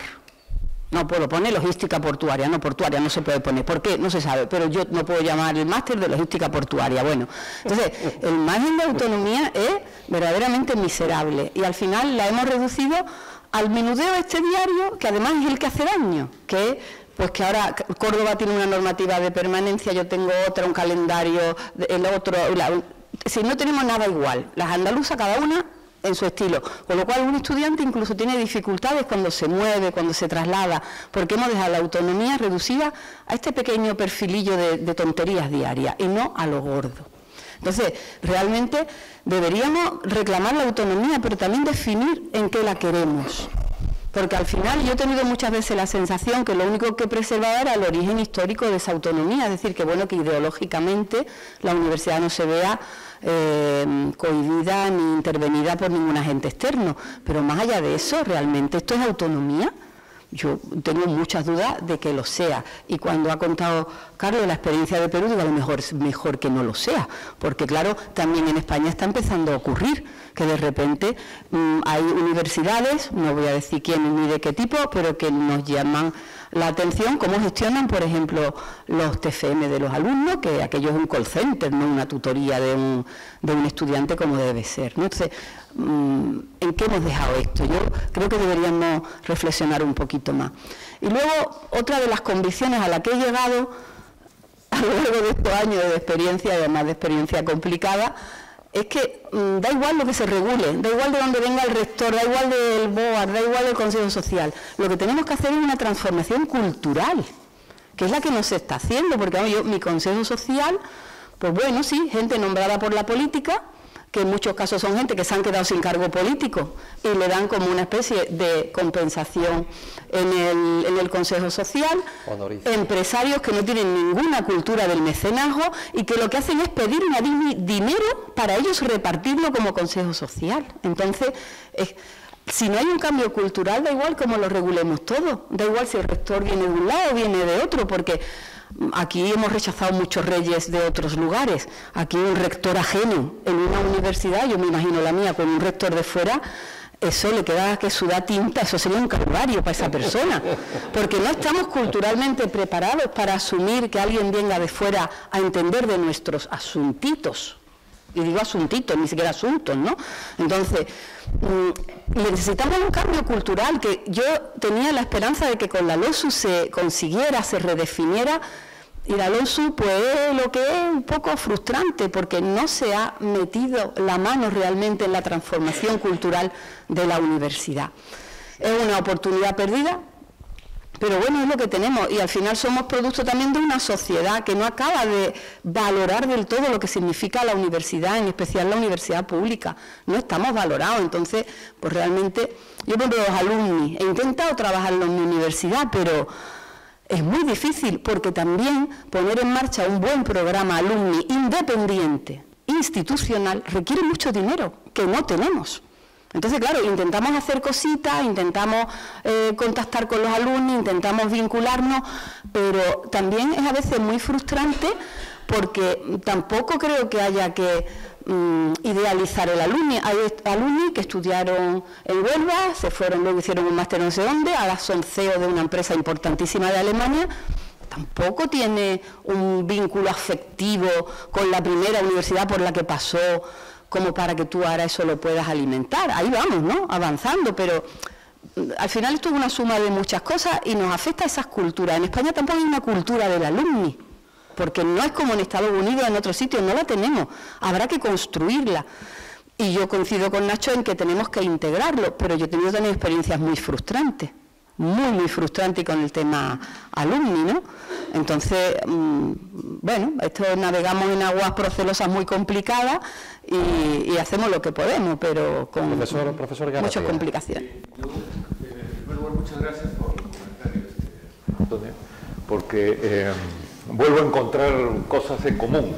Escuchaba a José Miguel y la pregunta que les hizo a Nacho y a Manuel son preguntas impensables en el caso del Perú, y creo que buena parte de Hispanoamérica es a pensar en una suerte de tener vocación de rector, ¿no? Eso no es una cosa un poco rara, formado para ser rector, ¿no? Yo lo que creo es que ayer Antonio dijo una cosa que me parece importante, que creo que está en el fondo de lo que estás mencionando tú. Es que lo que necesitamos es que las universidades se piensen a sí mismas un poco qué cosa es lo que le corresponde hacer en un mundo como el que nos ha tocado vivir hoy día, ¿no? Y qué es lo que nos toca hacer también con las propias sociedades. Y digámoslo abiertamente, el mundo académico se ha encerrado, se ha encastillado y ha comenzado a ningunear a todas las cosas que pasan alrededor. Y hay mucha gente que no entiende para qué sirven las universidades. Y simplemente, y al mismo tiempo, se aplaude demasiado en el sentido de que solo la educación privada es la educación que va a sacar adelante los países porque son más eficientes, etc. Y eso no es verdad, ¿no? Y por otro lado, se habla mucho de la importancia de la educación pública y los estados se portan de manera absolutamente hipócrita en relación con la educación pública, ¿eh? Entonces, en el fondo, a eso es lo que quería llegar, es que tenemos que otra vez pensar el sentido de las universidades en un contexto como el que nos estamos moviendo y en situaciones sociales, económicas e históricas que son muy particulares de país en país. O sea, creo que las universidades y a veces muchos rectores tampoco piensan en las universidades como centro de formación, de generación de conocimiento y con el impacto social que deben tener. Y ahí algo que no hay que perder de vista es el tema de los alumni, lo que decía Nacho. Yo intenté llamar a los alumnos de mi universidad, ¿no? Desde el año 17 hasta ahora, para incluso ver, no se presentaron nadie. Se presentaron 3 o 4 que eran absolutamente, digamos, ilegítimos para asumir un lugar, porque los demás no les interesaba. ¿De acuerdo? Pero también hay algo, y es algo que no quiero dejar de mencionar porque no ha salido, y es el sistema de gobernanza no puede perder de vista a los estudiantes. Al final de cuentas, así como tenemos que preocuparnos por los investigadores, tenemos 30.000, 40.000, 100.000 estudiantes y los estudiantes son el centro de las universidades. Los estudiantes, ¿y qué cosa es lo que espera un estudiante hoy día de su universidad? Lo que espera en el Perú, en México, en el Ecuador, ¿de acuerdo? Aquí en Valencia. ¿Qué cosa? ¿Por qué quieren? Ayer José Joaquín nos contaba que en Chile estaba descendiendo rápidamente el interés y la postulación de los estudiantes, de los jóvenes por ser universitarios. Bueno, ¿por qué? ¿Cuál va a ser la reacción que van a tener las universidades en relación con eso? Creo que ahí hay un tipo de discusión que en el mundo iberoamericano deberíamos encarar, deberíamos fortalecer las redes, digamos, con Andalucía o entre nosotros mismos, para ver cómo hacemos para tener universidades que efectivamente cumplan con su papel en términos sociales, en términos de conocimiento y en términos de construcción de una ciudadanía mejor. O sea, ya nos hemos olvidado, porque a veces también nos golpeamos mucho, porque también en el mundo académico, así como creemos que lo sabemos todo, a veces preferimos el argumento negativo antes del lado positivo, pero no podemos dejar de recordar que las universidades durante el COVID, en el mundo hispanoamericano, o sea, tuvimos una respuesta que muchas veces fue mejor que la respuesta que tuvo el Estado. Por supuesto. Y eso es un mérito de las universidades, no es un mérito del Estado. Entonces, ahí hay una dimensión que nos deberíamos sentar a pensar cómo hacemos para buscar o trazar líneas matrices que correspondan a las universidades que nuestros países necesitan, porque así como hablamos mal de nosotros mismos, ¿no? También nos olvidamos que cuando, que no se ha mencionado aún, que cuando se reúnen todos los grandes poderosos de los países o de nuestros países para hablar sobre cómo hacer el espacio común indoamericano, se olvidan de la educación. O sea, ¿qué participación tiene en términos de reflexión y de plan de trabajo el lugar que le corresponde a la educación superior en el desarrollo de nuestros países o de los espacios regionales? Las universidades no están.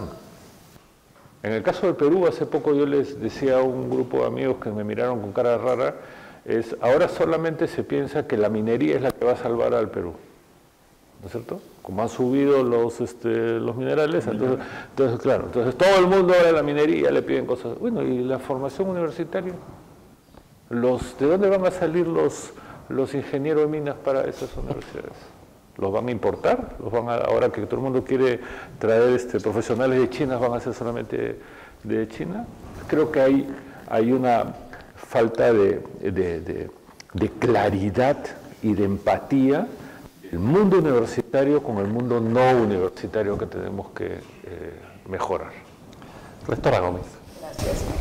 A mí se me ha juzgado más por lo que he dicho que por lo que he hecho. Y este va a ser el caso. Es la respuesta a la pregunta de Pepe. Yo sí creo que debería de cambiar también. Creo que tenemos universidades endógenas que no podemos ver más allá de las propias fronteras o de los propios límites. Antes, la Universidad de Guanajuato no solamente tenías que haber estudiado la licenciatura en la universidad, sino que debiste de haber nacido en el mismo estado, que es una aberración. O sea, más endogeneidad, imposible. Término económico, econométrico propiamente. Entonces, ¿por qué no rompemos eso? Yo creo que cuando viene alguien de fuera, y yo estoy abierta a esa posibilidad, pero me podrían sacrificar por lo que estoy diciendo en este momento. Creo que están grabando y ya me dio miedo. Pero debes de traer a alguien que más bien te evalúe para ver cuál es tu capacidad de gestión, más allá de dónde estudiaste, dónde naciste, o qué área del conocimiento tienes.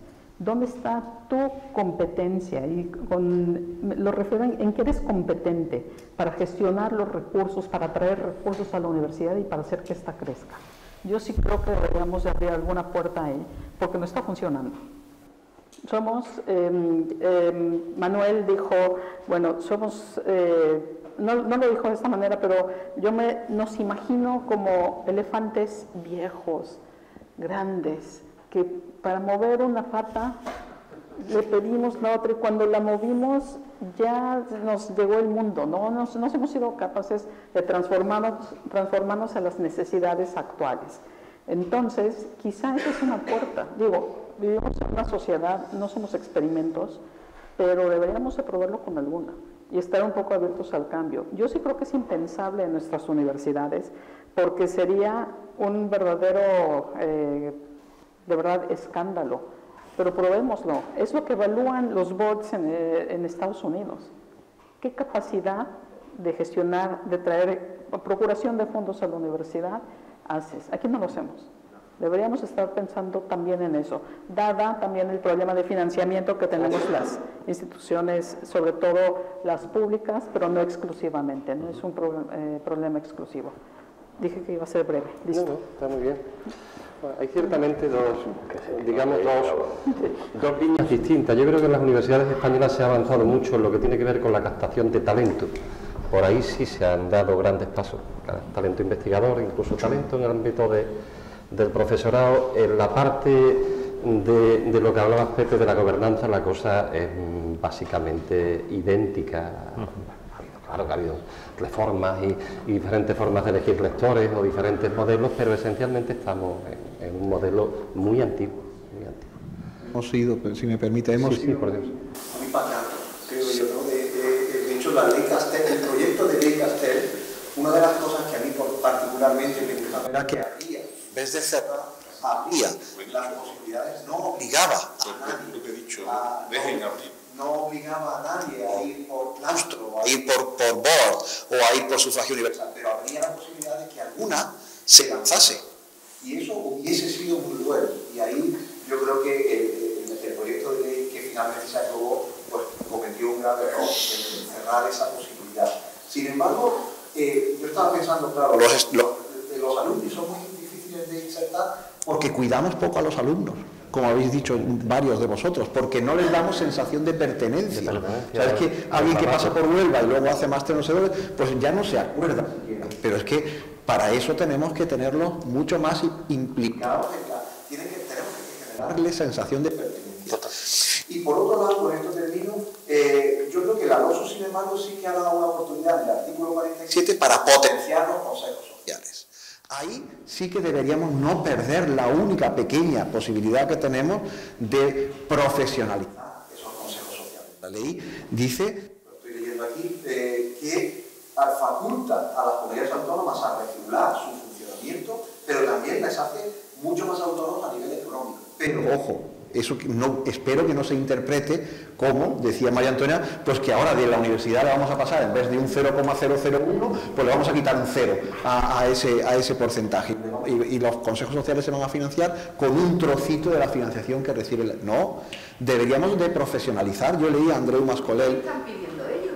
Sí, claro, pero es que eso no puede ser, eso no puede ser. Lo que puede ser es que yo lo que haría sería, como decía el profesor Mascolell en un artículo en CID, en el anuario este que tenemos todos los años, hay que profesionalizar la presidencia de los consejos sociales. Es que igual que gastamos mucho tiempo los rectores en pensar quién va a ser mi gerente, deberíamos de, obviamente no decidir nosotros solos, pero sí decidir con la autoridad que se estime conveniente en cada ley autonómica, decidir de común acuerdo, pero pensando muy bien a quién quiero tener en el Consejo Social. Y ese presidente o presidenta de Consejo Social debería tener dedicación exclusiva. ¿Pero para qué? No solo para fiscalizar, sino para buscar fondos. Si encuentra fondos, esos fondos se podrían utilizar, por ejemplo, para complementar el capítulo 1 de acuerdo con el rector. Oye, yo te voy a ayudar, pero no con el dinero que tú me das, con el dinero que yo he captado, te voy a ayudar a dar premios a los mejores papers que se publican cada año en la universidad. O sea, los 5 mejores papers de cada año en la universidad van a recibir no 1.000 euros y un diplomita, no, van a recibir 15.000 euros. Pero no con lo que le damos nosotros. Pero no, con el dinero que yo he encontrado, con el dinero que la sociedad ha puesto a disposición del Consejo Social, hago política universitaria de investigación, o hago política de transferencia, o hago política de docencia.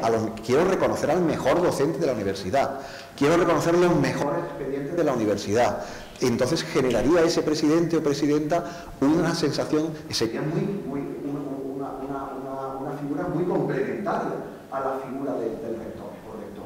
Ahí es donde yo creo que deberíamos de avanzar. ¿Sí?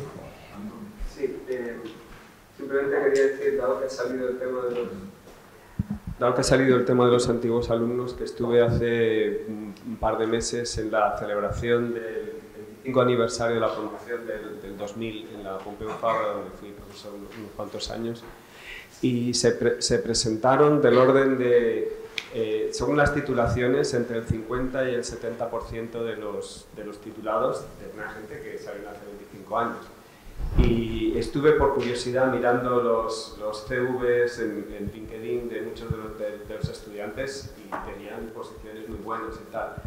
Yo creo que efectivamente sería una posibilidad muy interesante dar un poco de recursos. Yo creo que la Pompeu tiene un par de personas en la oficina de antiguos alumnos y están teniendo unos resultados, porque esta no es la primera vez que lo hacen, llevan haciendo ya 3 o 4 años esta reunión, y una mayor implicación de los exalumnos, aparte de que, por ejemplo, incluso en temas de gobernanza, podrían tener puestos en el Consejo de Gobierno o en el Consejo Social, lo que sea. Dadas las posiciones de estos estudiantes, serían candidatos ideales para ser presidentes de los consejos sociales. Totalmente. Tendrían y posiblemente podrían también proveer recursos a la universidad, tendrían más interés en proveer recursos para la universidad, porque al final la reputación del título depende de su carrera profesional también. O sea, que así como un estudiante presente tiene un cierto conflicto de interés, porque, por ejemplo, a lo mejor los estudiantes querrían, bueno, vamos a bajar el nivel de los exámenes y así apruebo con más facilidad. Un antiguo alumno, al revés, tiene un incentivo a mejorar la calidad, porque cuanto mayor es la calidad, mayor es la repercusión de su título en su propia carrera profesional. O sea, que sería un aspecto de movilización. Y ya digo, pueden preguntar a la rectora de la Pompeu, pero me suena que no ha sido tan caro conseguir mayor implicación. Bueno, ahí también las universidades privadas están haciendo un trabajo mucho más fuerte que las universidades públicas. Sí. Nada más que hay que ver la asociación de alumni de la Universidad de Navarra. Eso es otro mundo. eso es otro mundo. Ya no, pero digo que no, sí, lo sabía que la Pompeu era pública, pero que ciertamente el papel que ahí está haciendo algunas universidades privadas, me refiero a universidades privadas de la tradición, ha sido importantísimo. Bien, ¿más preguntas? Sí, por favor. Bueno, hola, ¿me escucha? Sí.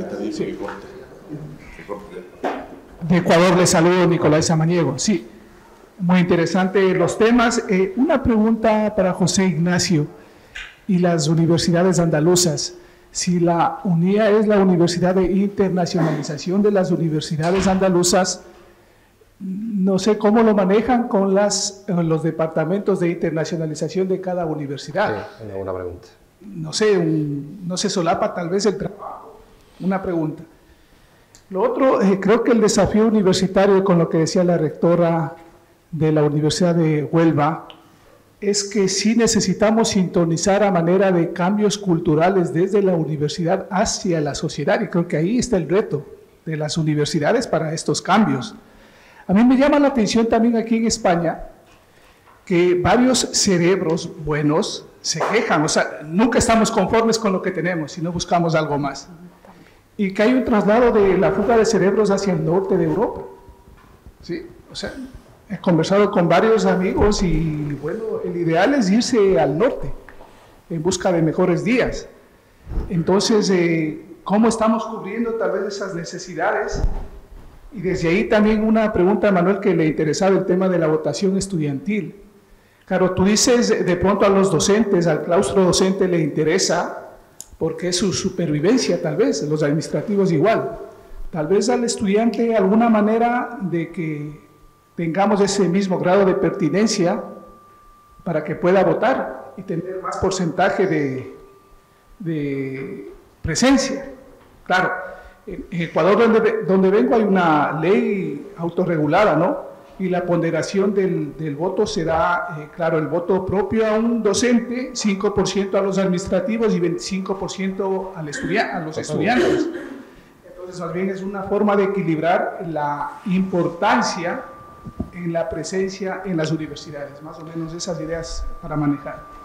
Gracias. Sí, el tema de los estudiantes es que, bueno, puede convertirse en una perversión en sí mismo, sí. Porque efectivamente, como bien señalaba el rector Torralbo, pueden tener una participación muy pequeña, pero la ponderación es exactamente la misma casi en el Ecuador. Es decir, votan 4, pero cuenta el 25%, con lo cual la capacidad de maniobra de esos 4 estudiantes de un colectivo de 40.000 es algo que también es un punto de reflexión muy importante, porque puede condicionar mucho la elección de un rector una proporción muy pequeña de los estudiantes de esa universidad, porque luego tienen un peso muy importante.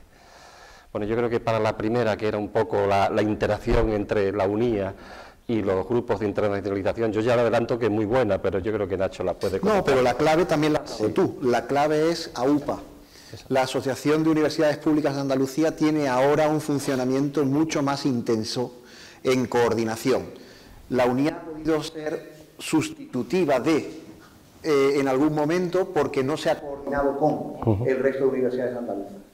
Ahora mi obsesión es que todo lo que hagamos se discuta previamente en la sectorial de internacionalización de AUPA. Los vicerrectores de los 10 vicerrectores coordinados por el rector de Granada, cada rector tenemos una sectorial dentro del grupo. Manolo se encarga de gerencia, Teo se encarga de investigación, el rector de Granada preside la sectorial, no la presido ni yo, y yo creo que es bueno que la presida otro rector, y ahí mi vicerrectora de internacionalización es una más, y lo que hace es coordinar con el resto de colegas la participación en ferias, la organización de la asamblea del Grupo Rábida, la participación en AUIP, etc. Entonces la clave es la coordinación.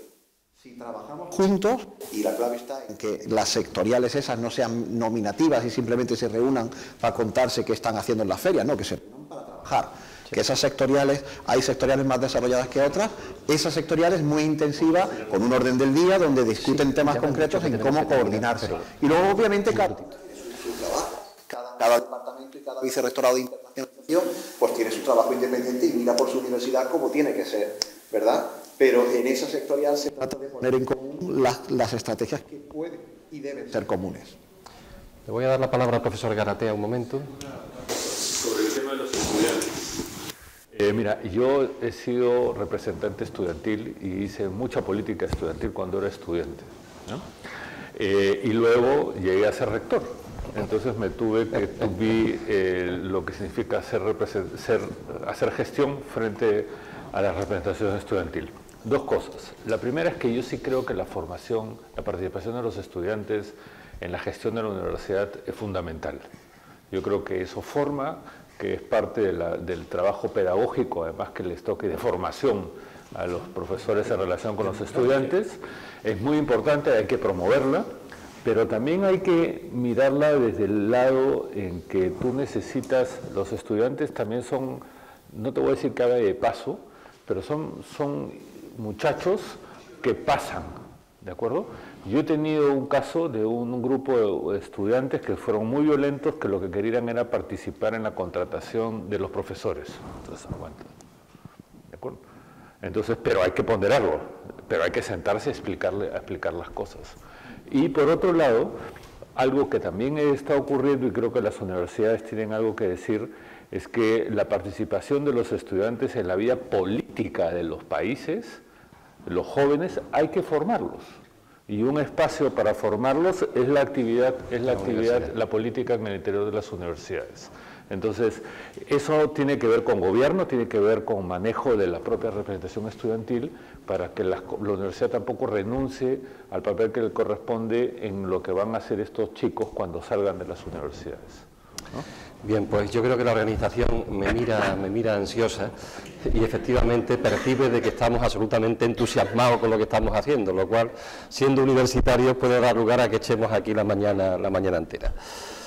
Profesor Garatea, doctora Gómez, querido Manolo, querido Nacho, yo creo que hemos tenido una hora y media larga de debate muy interesante, o 2 horas, exacto, 2 horas, que como de alguna manera ya poníamos encima de la mesa, podría dar para tantísimo y además podría enriquecernos tanto, y seguimos aquí.